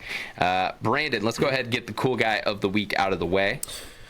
All right. Well, this week had something lined up, but you know, with stuff occurring this weekend, cool guy of the week is yours truly. Let's go. Undisputed average height lasagna eating champion of the world, Brando Baird. Yes, sir. I want to Right confirm, there. Brandon, that you are making yourself cool guy of the week. Damn straight. I second that vote, dude. Let's You know, go. It's taken about 100 episodes of Cool Guy of the Week for you to finally pull that one out, and I'm more surprised it took this long. But I buddy. assume it's not going to be the last. Cool Guy of the Week, Brando Baird. Dude, Who else can eat 5 pounds of lasagna? Not Ethan. Albright. That's Not right. Ethan. All right, Hatch, what's the code word of the week, my man? Alrighty, boys. Code word of the week. We gotta Home sweet expand home. this I don't know video. if you guys can really see that. The other way. Go the other way. Yeah. Home sweet home. Boom. Because it feels good to be back. I was in Texas for a little bit, and now I'm back home. Back in Cali. Fuck yeah, grateful, buddy. Grateful for my time in Texas. You know, that is like a second home with the Oni boys. Oh. You know, I am forever grateful for those guys. Without a doubt. Really quick, Hatch, I want to hear favorite thing about Texas and the worst thing about Texas. All right. My favorite thing about Texas is Austin Oni, for sure. Okay. My least favorite? Shit, son. God damn, I got to think about this one. Oh, no. They're on the spot right now. Damn. Texas was... honestly, my entire Texas experience was relatively pretty good. I guess it's a little cold, you know. Weather's a little bipolar. I actually have to look at the weather. I can't just walk outside, you know. Yeah, it's not a perfect 70 all the time. Yeah, so I guess that's what I'll have to say is the weather's a little bit, you know, I think wishy-washy. Hatch, you might not be the biggest fan of some of the flavors of mushrooms that we have down here. I know some of those were kind of potent for you this week, is like we were having some of the stuff. The Korean barbecue ones, I know, yeah, you weren't the biggest fan of those, but I don't know. Everything else I think went pretty good. I would have to agree for sure. I thought that was my Oni's my favorite part. The Texas mushrooms, shiitake mushrooms, not so good. not so good. Okay. Actually, honestly, now that I've been a little bit back and I've seen what's in Cali, great mushrooms in a way. I guess could be one of my favorite parts about it. Okay. All right, man. Well, that's all the things we do here on the show. Real quick, I gotta remind you guys to go ahead and rate the show and subscribe to it on whatever platform you listen. Seriously, it takes about 10 seconds to do. Hit the 5-star button, but it does help us out immensely, and you don't have to pay for it. It's completely free. I would appreciate if you guys took that second of your day to do so. It does help us in the algorithm, makes us look better as sponsors. So I would appreciate it. We also got the Patreon. If you want a way to support us with a little bit of financials, you can go throw over on the patreon.com/Mafia_Productions. You get access to the post show, which we're going to record right after this. We also got early versions of the show. You get ad-free versions of the podcast, and then any bonus content comes out there for our Patreons and our Patreons only. So it's good to get signed up there. You get access to a lot of great things from us over here on From the Sidelines. We also got the merch store, XXV the label. They're coming back up. They've been doing their whole redesign, everything this off season. So hopefully within, I don't know, the next couple weeks here, it'll be back up and you guys can go grab some From the Sidelines merch from them. And then last but not least, we got our 3 sponsors on each and every show. Liquid IV, head over there, promo code Liquid IV, or promo code Mafia_Moffitt at liquidiv.com. That's what I was trying to say. Go grab one of their great flavors over at liquidiv.com. And then next up is NECTR, NECTR.energy, NECTR Energy over there. Mafia Productions, buy 2 get 1 free. Grab yourself some great little pouch out great little pucks of pouches and throw them in, and yeah, get energized and have a great time. And lastly, Welt's Clothing, weltsclothing.com. We appreciate those boys and the support over here on the show. Go check out Welt's Wednesday at their website, weltsclothing.com, with promo code FTS to save yourself some money. All right, boys. Well, that's been a podcast. We had a little tech issue at the beginning, but we got through it, and yeah, we had a fun little show. So it was a good time. We're back with the boys. It's gonna be crazy because next week we're already getting ready for Tampa, and everything's gonna be going quick. Next week's show, we're gonna have to do our tier list show. It's literally the last possible date we have before the event. So yeah, we'll get that done. Don't worry, boys. But without further ado, for Stephen Hatch, for Brando, Baird, my name is Ryan Mafia Moffitt. This has been From the Sidelines, episode number 135. And as always, we will see you guys on the next one. Do that thing you do, Hatch. Bye. Good night, everybody.